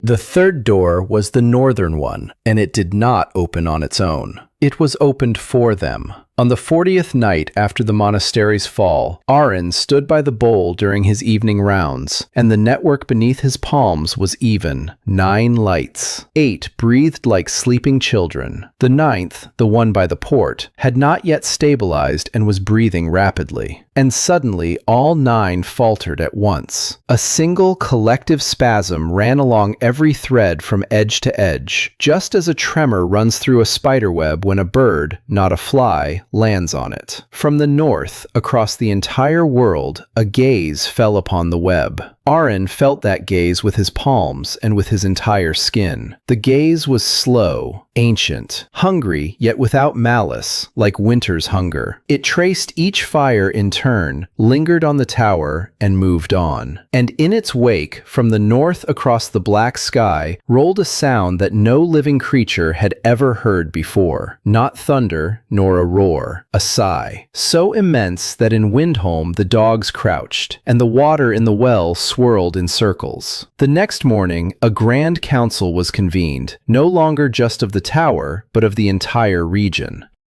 Arin laid Soval's diary and Tovin's map before the elders and told them everything as it was, about the 12 seeds, 2 of which had been killed, about how the sun had not gone out but had been swallowed, about the master beyond the northern mountains who had opened one eye after the first seed and who, that night, had looked upon their net. He said that the region's choice was simple and that it was not a choice at all. They could build domes and wait until the master digests the sun and reaches his full power, and then no net would stand, because no bonfire can withstand the winter. Or they could go north themselves, while only one eye is open. The gray-haired knight from Ostmark asked how to fight the one who had swallowed the sun. It wasn't Arin who answered. It was Tovin, who had spent the entire night poring over Soval's journal with a ruler. The old man said that Soval was an astronomer, and that his records were accurate. The sun inside the master has not died. It burns, and the master expends himself to hold it in, just as a stomach expends itself on a piece of food that is too large. All 12 seeds, all the darkness of the world. This is not an army, but the sweat of this struggle. The master is not omnipotent. The master is busy. And if the network of domes extends its thread to the northern mountains and strikes not the darkness, but the place where the sun is locked away, then the sun will need just a little help from within to remember who it is. Tovin said that, according to Soval's calculations, the world has time until the end of winter. Then the morsel will be digested. The Council of the Realm decreed what Halder recorded in a single line in his book. The Light Realm is marching north. They prepared for a month, and that month was etched into their memories in fragments. Now the blacksmiths of the 9 domes are casting marching rings on runners from beaconstone and copper, and Tovin rejects every third one. Here Savina is selecting a marching choir of 300 from 800 voices and making them sing in the frost and darkness among the domes. Because wherever the army goes, warmth is not guaranteed. Here Colm, with Yus and a dozen others like them, those whom the darkness spares, are heading out ahead to clear the trail, using small lanterns on poles as their markers. Here Ducker, with his garrisons, bids farewell to those departing and stays behind to hold the line, making no secret of his envy. And here is the final evening. Arin stands alone by the chalice. Tomorrow, for the first time, lead the thread of dawn farther than anyone has ever led it, and if the thread breaks in the mountains, neither he nor his troops will remain. He places his palms on the bronze, and dawn nuzzles his palms, warm as a dog. 3 days before their departure, a reply to their preparations arrived from the north. The master himself dispelled the doubts of the last holdouts. At dawn, which never came, a glow rose above the northern horizon. A black glow, for it did not shine, but extinguished, and where it rose, even the outlines of the mountains vanished. Yus, returning from the cleared trail, reported that the mountain passes were still clear, but that creatures were fleeing from all the gaps in the north toward the south. They weren't attacking. They were fleeing. Scrapers, stag beetles, and beasts that no one had ever seen ran past the domes without looking back, just as animals flee from a forest fire. Darkness was fleeing from its own master. And on the last night before departure, when the 1,000-strong army slept in their homes and the supply wagons stood loaded, Mira climbed up to the arena platform with her box, in which a young apple tree shoot now grew instead of a bow. She placed the box by the bowl and said that her grandfather had forbidden her to speak until their return, but she would speak anyway. She said that yesterday she had measured the dome using her grandfather's star grid, and that the dome hadn't grown a single step over the past month, even though 80 people had arrived. The light had stopped growing. All the new gratitude was fading away somewhere. Aaron placed his palms on the bowl, closed his eyes, and for the first time traced not the threads of the grid, but the very root of dawn itself, down through the tower, through the hill, through the rock. And he found where the power was flowing. Deep beneath the light edge, in the ancient darkness beneath the earth, a vein stretched out. Not black, golden. As thin as a hair and as long as a river, it drew from the dome, little by little, and flowed northward, toward the mountains, toward the place where the sun was imprisoned. Dawn was not losing its power. For a month now, Dawn had been secretly feeding the captive they were just about to set out to find. Lantern-bearer Joachim's lamp knew its creator and reached out to him before the people did. And somewhere out there, beneath the ice of the northern mountains, the swallowed sun already knew they were coming for it. The army set out from Windholm at the hour Tovin had announced that morning, and 1,000 men marched north along Colm's trodden path, just as a river flows against the current of the world. Aaron had devised the order of the march, and this was how it was arranged. Half a league ahead marched the advance guard, consisting of scouts carrying small lanterns. Behind them came the head of the column, with Barnes' shield bearers. In the middle were the supply wagons, the sled-mounted camp rings, and Savina's choir. And above the entire column, stretching from the tower itself, was a sleeve of light that Aaron now guided not from the summit, but from within the column, from a special wagon where Tovin had placed a small bowl made of beacon stone, connected to the dawn by a thread. Aaron walked beside the bowl, holding the thread as one would hold reins. For the first 3 days, the north let them pass easily. The trail led through deserted villages, and the army lit a beacon, a lantern, so that the thread would have supports, just as a bridge has supports. Tovin called these beacons bridge pillars, and insisted they be placed every half league. On the 4th day, they entered lands that were not marked on the maps, because the maps had been drawn in the sunlight, and the north had since outgrown itself. The gorge that use remembered as passable turned out to be flooded with black ice that did not melt in the fire, but receded from it.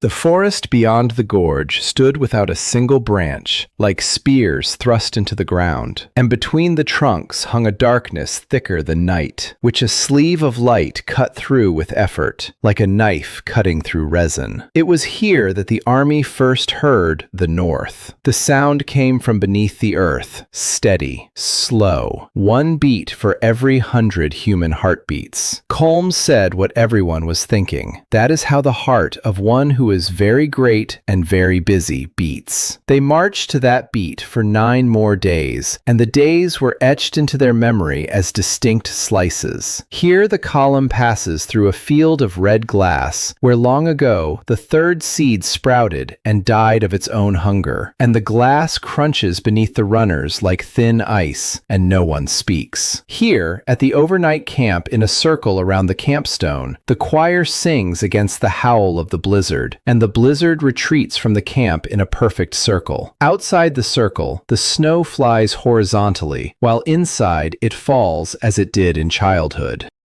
Here at the pass, Barnes holds back with his shields an avalanche of darkness, which, for the only time on the expedition, tested the column's strength, and turned out not to be an army, but a herd of blinded, horned beasts fleeing their master. And the army parts, and lets the creatures pass south through its own ranks, because Aaron forbade burning those who flee. And here's the scene that I would later recall most often of all. The morning of the 12th day, when the column emerged from the gorge onto the upper plateau, and everyone saw the destination. The northern mountains stretched across the entire horizon, and a black glow hung over their center. Beneath the glow, deep within the main ridge, a golden speck smoldered, tiny, like a spark in cooled ash. The sun, swallowed up sun, was visible to the naked eye through the rock and the darkness. And from that spark, beneath the ground, across the plateau to the feet of the troops, stretched that very same golden vein that Mira had found beneath the dome. The vein sensed the sleeve of light above the column and reached toward it from below, just as a freezing person reaches for warmth. 1,000 people stood on the plateau and gazed at the spark in silence for a very long time. Then the old miller took off his cap. Everyone followed his lead and bared their heads. The people greeted the sun. On the plateau, the army was struck by its first real blow, and it came not from the front, but from behind. At noon, on the 13th day, the thread of the beam trembled, and along it came a message from Duker from the south, which Aaron received with his palms cupped over a small bowl, a message that took his breath away. Darkness was closing in on the light, neither seed nor communion. The shore of the setting sea had cast living black water ashore, and the water flowed upstream along the riverbeds, extinguishing the lights of the fishing villages, while the 9th harbor dome thrashed within the ring of this water like a spark beneath a boot. The master made a move that Aaron should have foreseen. He did not engage the advancing army in battle. He struck at the home so that the army would turn back on its own. The campaign council gathered right there in the snow, and a rift ran right down the middle. Half the centurions demanded they turn back because their families were back home. Barnes remained silent, staring at Aaron, and that silence weighed heavier than any shouts. Aaron listened and weighed his options, and both outcomes were fatal. Turning back meant abandoning the campaign and not being able to muster another one before the end of winter. Pressing on meant listening to the domes fade away, one by one. And then he did what the night of Callie's rescue had taught him. He chose a third option that hadn't been considered. He stood up and told the army that the power of light lies not in where the lamp stands, but in the fact that light knows how to share itself without diminishing when it is shared among those who love. He said that the network of domes would withstand the black water even without them, because the network is neither him nor Dawn, but the 8,000 people who already know how to give thanks and sing, and this weapon cannot be taken from them, and that the army would send home not themselves, but everything they could give. That night on the plateau, they performed a ritual found in no book. 1,000 people stood in a circle around a small bowl, and each offered their gratitude to Home through the thread. Not fear for him. Aaron asked them to keep their fear to themselves, because fear is the enemy's food. Only gratitude for the warm walls of Windholm, for Lyra's bread, for having a place to return to. The thread flared so brightly it was visible from the mountains, and a wave traveled south along it, a wave powerful enough, as they later recounted, to lift the region's domes by a third, and the black water rose in its channels like the surf before a cliff. The harbor dome held firm, but the price of the ritual became clear that morning, and that price was written on Aaron's face. Having sent the wave well, the army was left with a truncated sleeve, and Tovin, having gauged the light, stated a harsh number. In the remaining light, the column would reach the mountains and enter them, but there would be no return journey while there was still light. The sleeve would extend to the heart of the ridge and end there. They would have to return either with the sun overhead or not at all.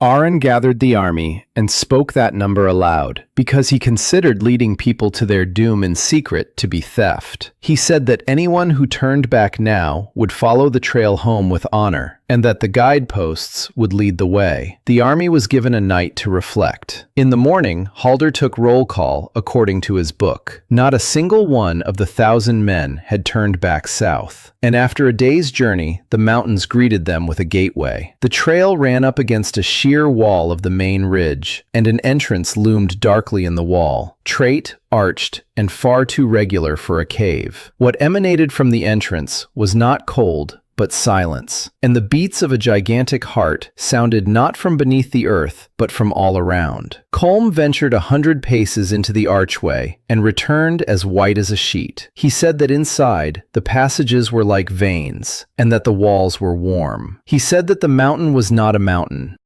The troops stood before the arch, and every last one of them understood what Tovin had spoken aloud in the steady voice of an engineer, because someone had to say it. They had not come to the lair of the master. They had come to the master himself. The creature that had swallowed the sun was the size of a mountain range, and had lain there since that final night. The range was its body, and the black glow was its breath, and the arch before them was a wound, or a pore, or a maw, and to enter meant to walk toward the imprisoned sun while it was still alive. Arin stood before the arch, his palm cupped over the small bowl, listening. From within, through the measured beats of the enormous heart along the golden vein, another rhythm made its way to his palm. Rapid, fiery, desperate. That is how one who has been locked away pounds his fist against the door. The sun heard them at the threshold and called out. Arin removed his hand from the bowl, turned to his 1,000 men, and spoke 2 words. He said, "We are going in." Not everyone went inside. Arin divided the army at the arch, and the division was as simple as everything he did. 600 went inside.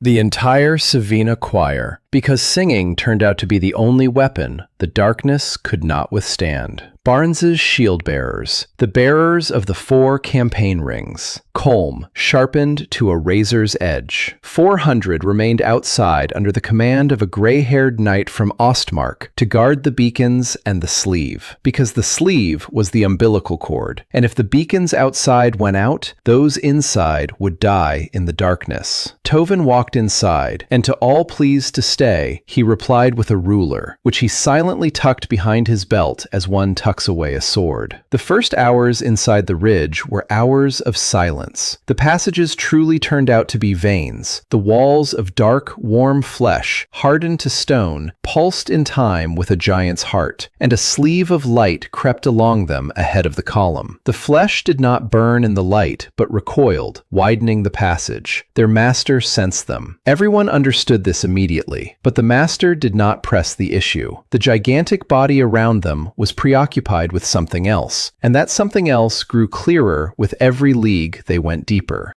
2 rhythms pounded against one another, the slow beat of the heart of darkness and the rapid, feverish thud of the trapped light. A war had been raging here long before their arrival, and they moved across the battlefield like mice scurrying over the armor of battling giants. They made their first stop in a cavern the size of a cathedral, where a golden vein emerged from the wall as a thick, glowing root. Tovin pressed his palm against the root and listened for a long time, then said something strange. He said that the vein did not flow only from the sun toward the domes. It flowed both ways. All these months, the sun hadn't simply been losing its light. It had been sowing. The lamplighter's lamp was its seed, just as the red glass was the seed of darkness, and the entire luminous realm with its 9 domes was a garden that the captive had grown for himself in the open, blindly, through a single crack. They weren't going to save the sun. They were the harvest the sun had grown to help itself.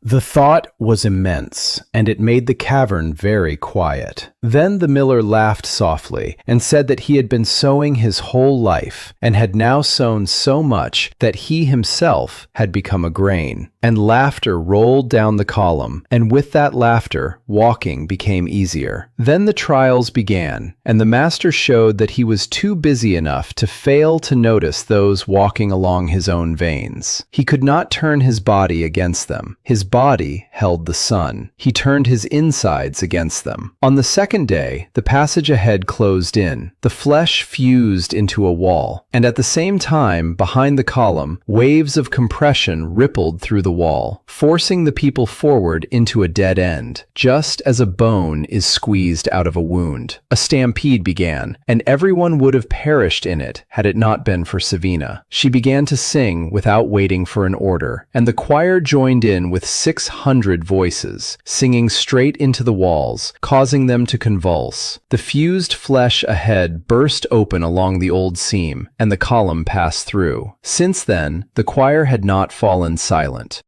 They sang in shifts of 100 voices around the clock, and the passages opened of their own accord before the song began, while Tovin grimly joked that they were the first army in history to sing their way through the enemy. On the fourth day, the master changed his tactics, and the new tactic was even more insidious. The column entered a gallery where the walls were not dark but mirrored, made of black glass, and in the glass everyone saw their own reflection, not monsters. Worse, everyone saw their home as it would be if the campaign failed. Barnes saw Windholm beneath black water, Savina with her children, lanterns hanging around their necks. Tovin saw Mira alone on the upper platform by the extinguished bowl. People stopped in front of the glass and couldn't look away, and the glass devoured them through their eyes, just as the creature from the warehouse had once devoured fear. The column came to a halt and began to die standing. The arena was saved by the scribal mechanism of the head. He looked into his glass, saw a tower that was dark and empty, and caught a lie in the numbers.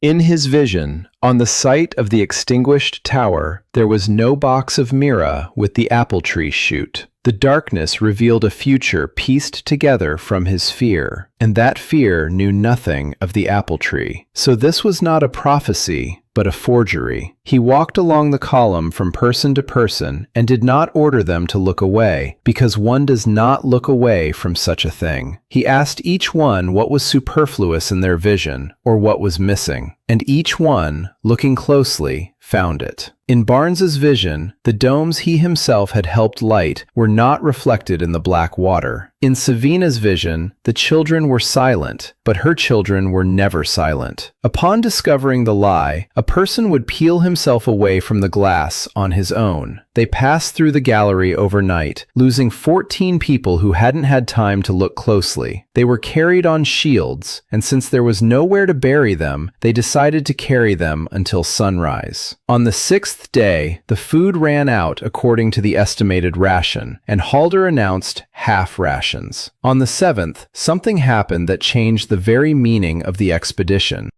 Kolma's reconnaissance team entered a cavern from which the survivors returned on legs that were giving out. The cavern was the size of a valley, and inside it stood people, thousands of people, motionless, rooted knee-deep in black glass, alive. Their chests rose and fell once a minute, and a red light glowed faintly above each one's heart. These were the missing, all those whom the communion had carried off to the north for months, all those whom the cities and roads had lost count of. The master did not kill those he took. The master placed them here in the vault and slowly drew the heat of fear from them as from living logs, because digesting the sun required fire. The army stood at the edge of the valley of the standing ones and remained silent, and the silence was terrifying because everyone was searching with their eyes for their own, and they found them. Anselm the bell-ringer found his brother. One of the laundresses found her husband. Use found his 2 comrades from the warehouse. It was impossible to free them all. Tovin calculated quickly and aloud. There could be more than one such cavity running through the veins, and this one held 5,000.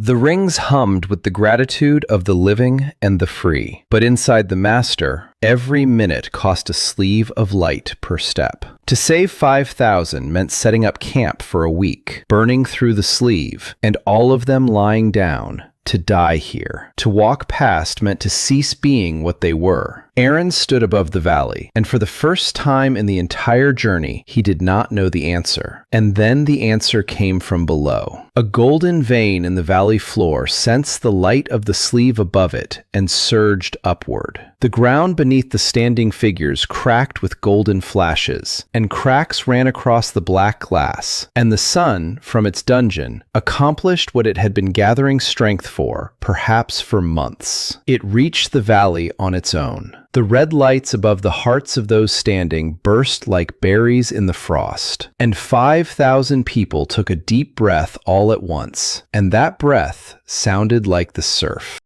People broke free from the crumbling glass, fell to their knees, coughed, and wept, not understanding where they were, but the choir was already singing to them, and the rings were already being placed, and Aaron, looking at the golden cracks beneath his feet, realized what had actually happened. The sun didn't just save 5,000. The sun showed the army that it was almost within reach, and it spent almost everything it had saved to do so. The golden spark deep within the ridge beyond the valley grew noticeably dimmer, and the rapid thudding in the vein grew slower and fainter. The captive had given up his reserves to bring back the army. 5,000 weak, starving people who now had to be led and fed. Barnes spoke this aloud, and there was no reproach in his voice. Only the question, why? Savina, who was already walking among the rescued with her choir, replied. She said that the sun had done what everyone in this story had been doing since the very first night. It had saved them, not because it was advantageous, but because it shines.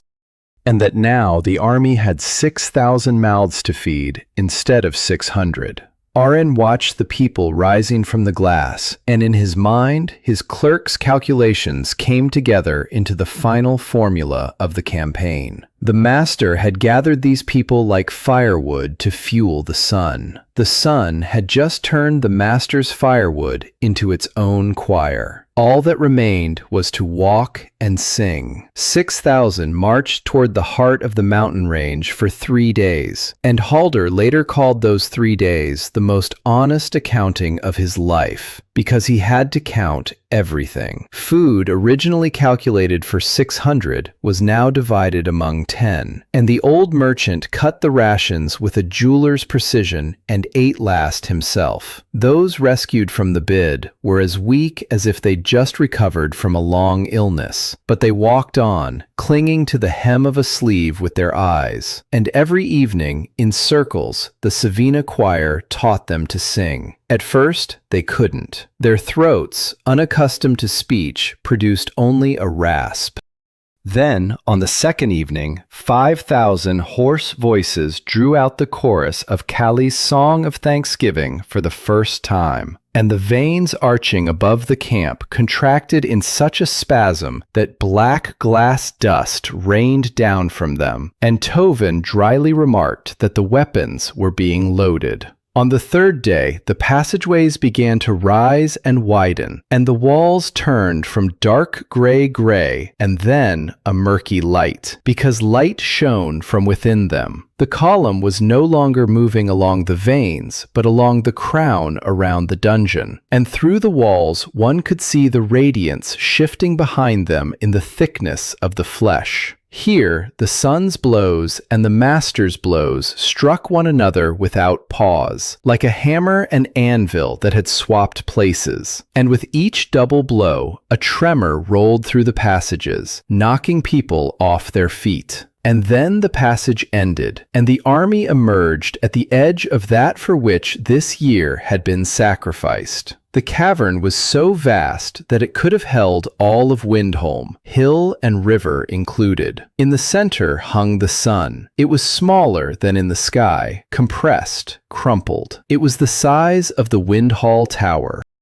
A sphere of golden fire thrashed within a web of black veins as thick as fortress walls, and the veins, contracting, squeezed it from all sides like fingers crushing coal. And in those places where the grip was tighter, the sphere's light was pressed inward by dark spots. The sun was being devoured before their eyes, and the sun fought back. Where its light found a gap between the veins, it struck outward like a blade, and the veins would char and loosen, only to grow back immediately. This war had lasted as many days as the darkness had reigned over the world, and it was clear to all that the sun was losing, slowly, an inch a week, but it was losing. The army formed a ring along the edge of the cavern, and Aaron ordered all 4 marching rings to be placed at the 4 cardinal points. And while they were setting them up, the master finally ceased to be occupied. He realized that the firewood had come to his piece of land of its own accord, and that the firewood was dangerous. From every pore in the cavern's walls, his last guard began to crawl out. They were neither scrapers nor horned ones.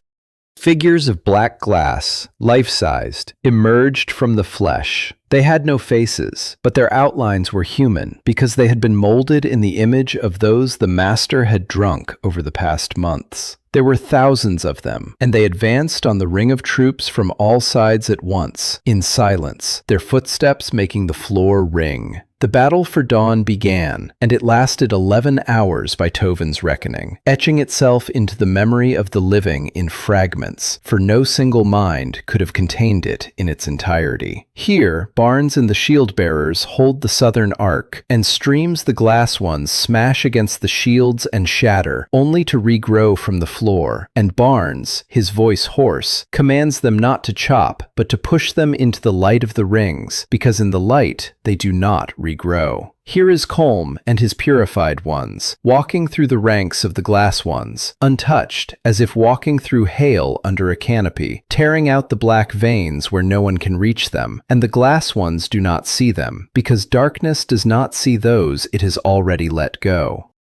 Here is Savina on a cart in the center, conducting 6,000 throats, and the choir strikes the void in waves. And with each wave the rows of glass settle like a snowdrift under warm rain, while the black veins shudder in the sun and loosen their grip by a hair's breadth. And here is the cut, the most terrifying of all, the 8th hour. The voices are fading, the rations are gone, the sleeve of light has thinned to a trickle, because the markers on the outside are holding it with their last ounce of strength, and the glass rows aren't getting any fewer, while the sun in its braided casing is dimming, because the master, sensing the end, is squeezing his piece, no longer caring about its preservation. He's decided to finish it off now, even if it chokes him. The dark spots on the sphere are merging. The tapping from within breaks into fits and starts. And then Aaron made the final calculation of his life as a scribe, and the calculation was about himself. He stood by the small bowl holding the thread and saw the entire network, from this cavity to Windholm and beyond, to the 9 domes and the 8,000 people beneath them. The power was there, enormous, alive.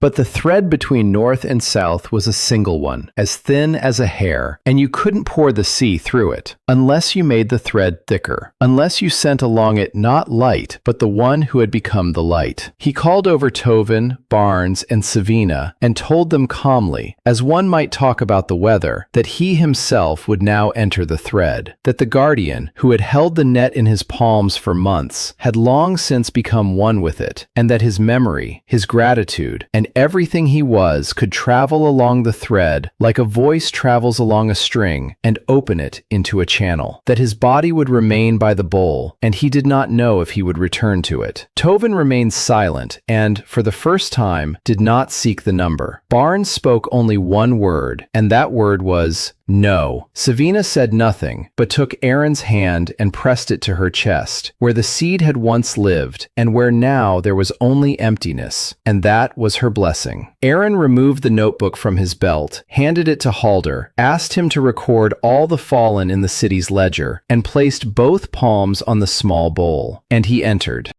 What happened next was witnessed by 6,000 from within the master's realm, and 8,000 from outside beneath the domes, and their accounts coincide. The thread flared along its entire length, from the polar mountains to the sunset sea. In Windholm, dawn rose like a pillar from the mountaintop into the black sky. Ducker later recounted that the light had called out, and that it was impossible not to answer, just as it is impossible not to turn when your name is called. 8,000 beneath the domes came out of their homes, formed circles, and sang the same song that 6,000 in the north were singing at that very hour, because the song had come to them along the thread of its own accord. 14,000 voices converged into a single chord, and through the channel that Aaron had opened up, everything surged northward. All the gratitude of the year, the first bread under the dome, the saved village, the cleansed Colm, the children of Savina, the city that grew out of the rock, everyone who survived, everyone who was saved, and everyone who saved others. The wave entered the cavity through the small bowl, and the bowl shattered into dust, and the wave struck neither the glass nor the veins. It struck the sun. From within the braiding came a sound the world had not heard since its very first morning. The sun remembered itself. The crumpled sphere unfurled. The dark spots on it burst outward with light. Black veins as thick as the wall stretched, arched, and held for yet another endless moment. And then they all snapped at once, like a rotten net tearing on a fish that has outgrown it. The cavern was flooded with such light that 6,000 fell to their knees, not out of fear, but because it was impossible to stand in such light. The surrounding mountain range screamed with its whole body. The master, as vast as a mountain range, arched his back, casting off the unbearable weight, and the mountains outside, according to the accounts of those who remained at the arch, swayed like a deck in a storm. And then the sun began to rise.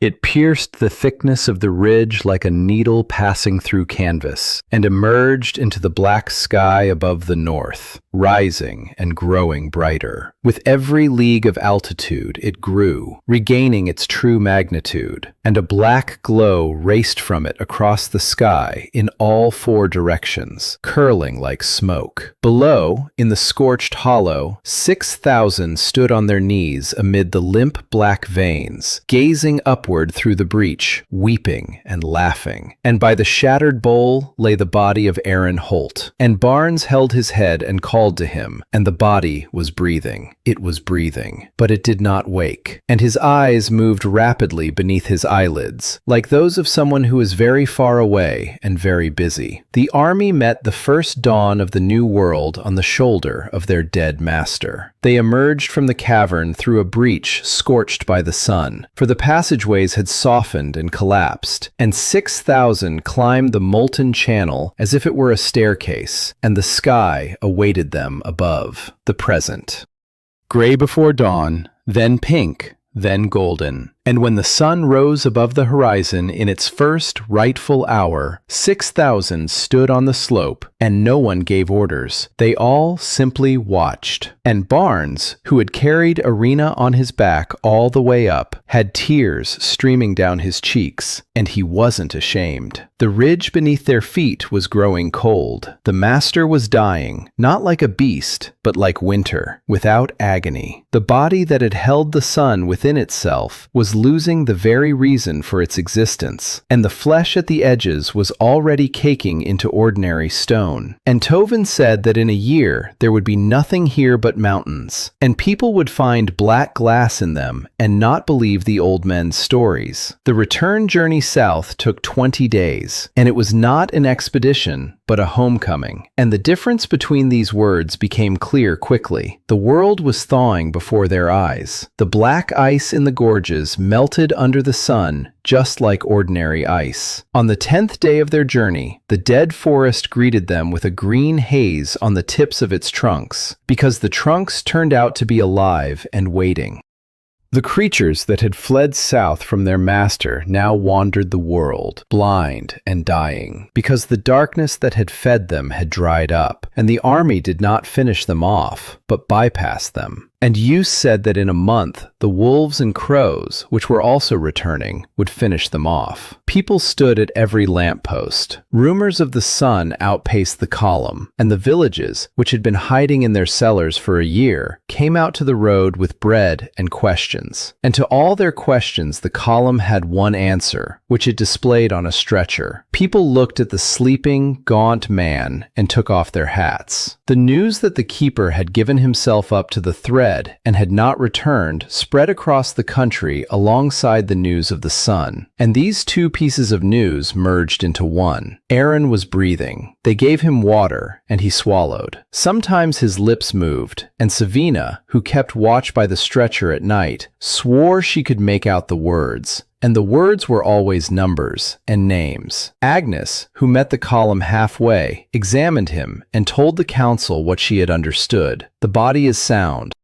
The house is intact, but the master of the house has stepped out and is wandering through all the rooms at once. A wren had dissolved into the web he himself had spun, and no one knew how to reassemble a man from 14,000 lights. Windholm greeted the army with the ringing of bells that Anselm, the former bell ringer, had set up from ship's bells, and welcomed back those who had returned to a city that those who had left had not seen. In the sunlight, the living stone of the tower did not die as Tovin had feared. The domes of light were no longer needed, and dawn at the summit now burned quietly, like a lamp rather than a lighthouse. Yet the tower and the houses remained, and in the squares the trees had turned green, having traveled the path from bud to crown in a single month. For the earth, having stored up strength for a year beneath the domes, was now yielding it back with interest. Halder opened the ledger in the square and read the names of the 14 who had fallen from the north and the 7 from the south, and the city stood in silence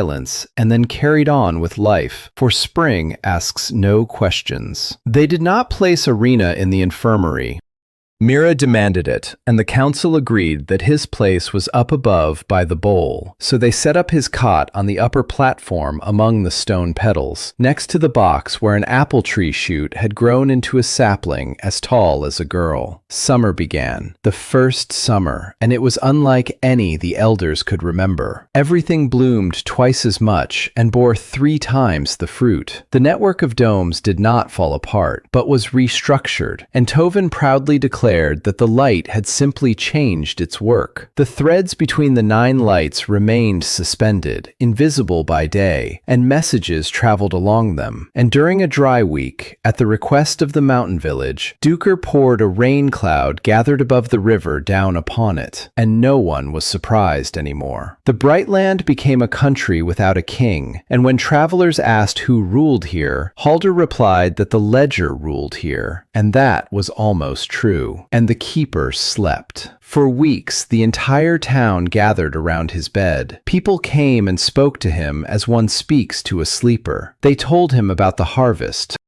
about how Savina's children had gone to school to learn to write from one of those 40 men with lanterns, about how Colm had married one of the laundresses, and how Barnes had danced so wildly at the wedding that he broke a bench. With every such story, the dawn in the bowl next to the cot grew warmer, and Mira, who noticed this first, began to take notes as visitors spoke and discovered a pattern that sent her running up 3 steps to her grandfather. The flame grew warmer, not from just any words, but from expressions of gratitude. Whenever someone by the couch said, "Thank you," for anything to anyone, the fire in the bowl took that very same breath it had in the old nights. The web lived, and Aaron lived within it, feeding on the same thing the light had always fed on, but he did not return. Tovin pondered his granddaughter's notes for a month, and deduced what Aaron himself would have deduced, because it was a problem involving numbers. He told the council that gratitude holds the guardian in the web, just as water holds a swimmer, but the swimmer does not reach the shore, because there is no shore.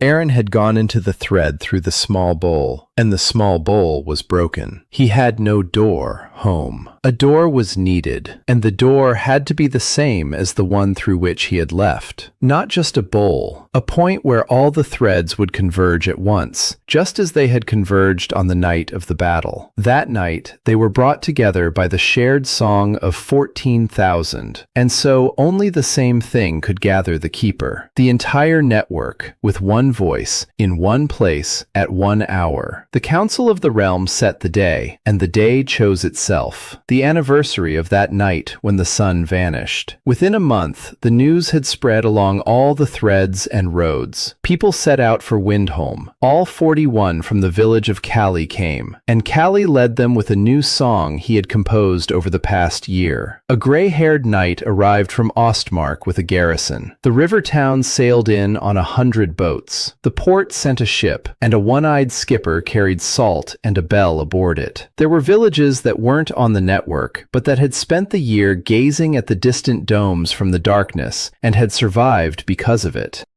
By the appointed day, on the hill and in the valley around the tower, Tovin counted 22,000 people. Then he lost count and said that Halder should take over the counting from there. On the evening before the peace, Mira sat alone by the bed. She was watering the apple tree and telling the sleeper that everything would work out tomorrow because she had checked all of her grandfather's numbers. And then she saw something that made her freeze, bucket in hand. On the apple tree, which had bloomed and set fruit over the summer, the single apple hung directly above the headboard of the cot, and it glowed from within, with an even golden light like a small lamp. The tree, which had grown from a box that had stood closest to the bowl for years, was no ordinary tree. The light of dawn had dripped into its roots over the years, and the tree had become what everything that lives long in the light eventually becomes. It had become a part of it, a living chalice that no one had ever broken because no one had ever made it.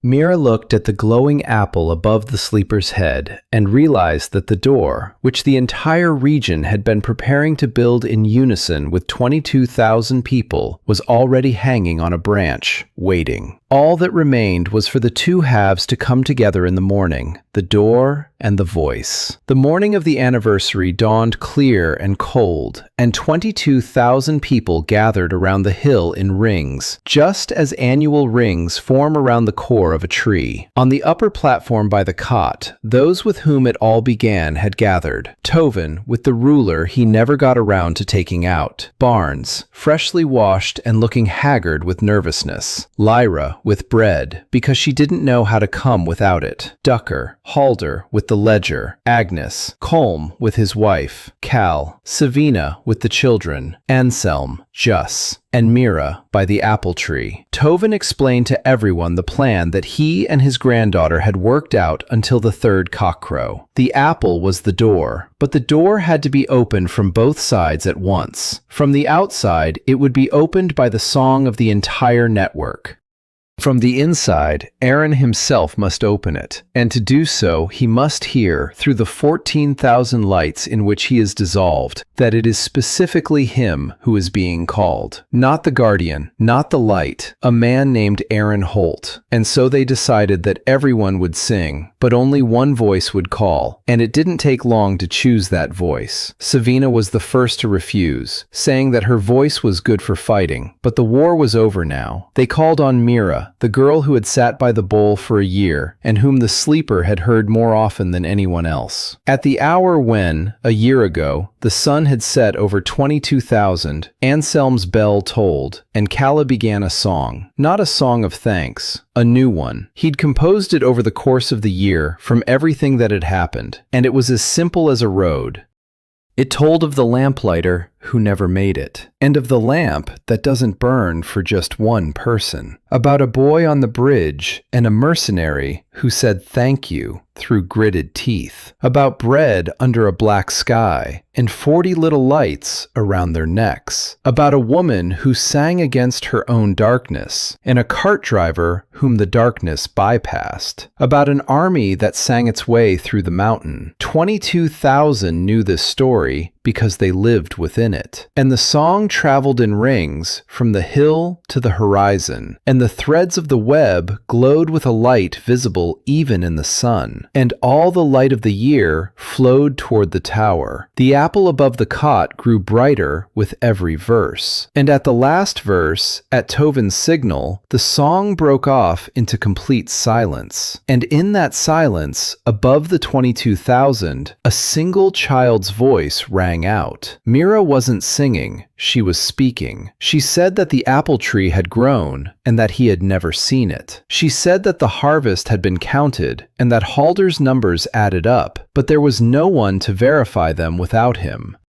She said that everyone had arrived and was waiting, and that it was time to stop working. And she called his name, just his name, the way you'd call someone home from the street. Inside the light, they heard it. Later, Aaron said that a year in the network was like a year inside the dawn. It was everywhere. He was a rain cloud over a mountain village, and the warmth within the walls of Windholm, and the fire in all 9 bowls at once. And it wasn't captivity. It was vast and good. And within that vastness, he gradually forgot that he had once been someone small and separate. The voices by the cot held him as one might hold someone by the sleeve, and Mira's voice did what light cannot do, but a person can. It reminded him of his name, and everything vast shrank in an instant to a single point, and that point remembered that it had arms with which it hadn't embraced its own for a year, and eyes with which it hadn't seen an apple tree. The apple flared up and went out, giving everything away. And on the couch, among the stone petals, Aaron Holt opened his eyes. He saw the blue sky, a branch with leaves, Mira's face, and he began to cry before he even remembered how to do so. No book could describe what happened on the hill in the hour that followed, because 22,000 people were shouting at once, and Barnes lifted the keeper from the bench and held him aloft like a child, refusing to set him down until Agnes took him away. At that hour, the dawn in the bowl burned evenly and modestly, and no one noticed, amid the general clamor, how the flame it swayed once toward Aaron, as if nodding. Then came autumn and life turned out to be long. Much is recorded about it in Windholm's ledger, and here is the main point. Aaron became neither king nor lord, though he was offered both 3 times. He remained who he was, a man of books and light. Over the years, the regional council grew into the Council of the Lands, and at its meetings, Aaron did not sit at the head of the table, but to the side with a notebook. He spoke rarely, and it was precisely for that reason that people listened to him. The network of lights spread throughout the country and beyond the sea, where the one-eyed skipper carried the 3rd wick, and the lights were never again walls. They were wells. People came to them in times of trouble and in times of celebration, and the light answered them because it had learned to answer for that dark year better than for all the centuries in the heavens. Tovin managed to build a bridge across the river at Stoneford and a school, and he died an old man in his 90s in his sleep, with a ruler on his nightstand. The entire region mourned him, and on the night of his death, the tower lit all its windows of its own accord. Mira learned from her grandfather and became the first engineer of light, and it was she who invented the small roadside lamps, from which led to streetlights in every city across the country, and to this day, a spark with a lineage tracing back to Joachim's copper lamp lives on in each of those lights. Barnes never married, but he raised 40 orphans from the black year at the tower, and all 40 called him father, and he grumbled and was happy. Savina sang for another 30 years, and children from all 9 cities attended her choir school, because the region had decreed that singing was now a required subject, just like arithmetic and writing. And once a year, on the anniversary, all the lights in the country were turned off for one night. Aron himself came up with this idea, and at first, people didn't understand him. He explained it simply. Darkness is not the enemy. Darkness is the place where light becomes visible. The enemy is loneliness in the dark, and that no longer exists because now everyone knows where their neighbor is. And on that night without lights, the country would come out of their homes and gaze at the stars that had been absent for a year, and they would say thank you to one another. And it was the brightest night of the year. Aaron himself lived a long life. He wrote 3 books, a numerical one about the structure of the network, a memoir in which he recorded everyone, without exception, from the lamplighter Joachim to the last man to fall at sunset, and a slim, untitled 3rd book on whose first page stood a single phrase: "Light is not what burns, but what is given." As he grew old, he sat more and more often on the upper landing beneath an overgrown apple tree, and one autumn he was found there, having fallen asleep forever, with his notebook on his lap, and his face was such that no one on the hill that day could mourn as they should have. And at night, something happened that all of Windholm witnessed, and that was recorded in the ledger by the hand of the accountant at the time as a fact, without interpretation. Dawn rose in the valley as a pillar of quiet light, and from the pillar, a spark the size of an apple broke away and soared upward, never fading until it stood among the stars. Astronomers later debated whether there had been a star in that place before. The people of the land did not argue. They knew that the keeper had simply returned to the web he loved, only now the web had grown larger. And when, in the homes of that country, a child asked the elders why a little lamp always burned above their door, even on the brightest night, they were given the same answer, passed down from generation to generation. Because once the sun went out, and it was not heroes or gods who brought it back. It was brought back by people who, in complete darkness, found within themselves something to share. Light is those you have saved. Remember this, and pass it on. Here, the granary book of the 1st volume ends, and the final entry in it was written by Aaron Holt long before his passing. Written there in neat clerical handwriting is that all the debts of this story have been settled and closed. The sun is in the sky. Darkness is in its place. People are with one another.